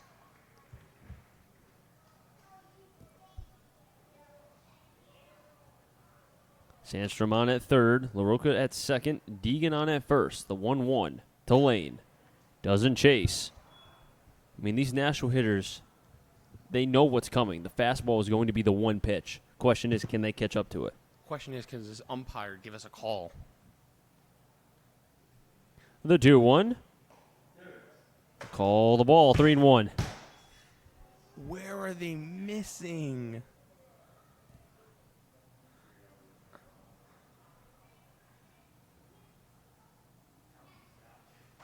Peyton Steven wants a new baseball.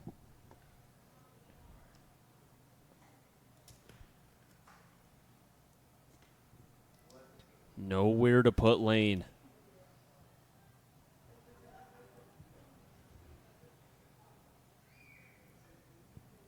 Lane will be going to Bryant in the fall. A tall catcher. 3-1. 3-2. As my partner, I don't know what he's doing, but Getting the crowd loud. there you go, like they can see you. Yeah, 100%. The 3-2, runners are going. Outside, called, strike three. Peyton Stevens strikes out 3 in the 8th and 3 here in the 9th. An impressive outing for Peyton Stevens in his first one of the 2019 season for the Bristol Blues. Blues will improve to 23-20. Nashua drops to 1 game below 500. The winning pitcher will be Tyler Boisvert, his first one of the season. The loser will be Spencer Bergeron.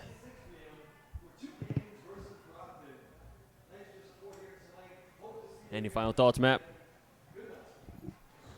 That's a great win for the Blues. As I mentioned early on, they can get a win here. Maybe they can go a little streaky. They get the off day tomorrow. They get to rest.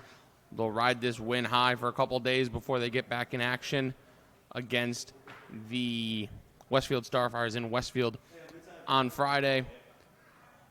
Maybe it could be the start of something. They have a long stretch, 10 games in 8 days coming up after this off day, so they're going to need bullpen help. But I think Tyler Boisvert was the biggest, brightest spot of this game by a country mile. It really was. He came in relief in the second and went, I have it written down here, pause 1 sec. He went 6 innings, no runs, 2 hits, 6 Ks, 1 walk. He kept this game in long enough, and he was throwing strikes. Most important thing for Tyler Boisvert, and let's see if he can carry this on, if he starts again or comes in relief. Either way, heck of a win for Tyler Boisvert and his Bristol Blues team. Matt, I'll see you on Saturday. That wraps things up here from Muzzy Field. Our thanks to Jack and Connor for making this broadcast happen. Final score from Muzzy Field. Bristol Blues win in dominant fashion, 14-0 over Nashua. Make sure to catch us on Saturday as the Bristol Blues take on this said Nashua Silver Knights team at 7 p.m. For Matt Polick, I'm Chris Saunders. We'll see you on Saturday, everybody.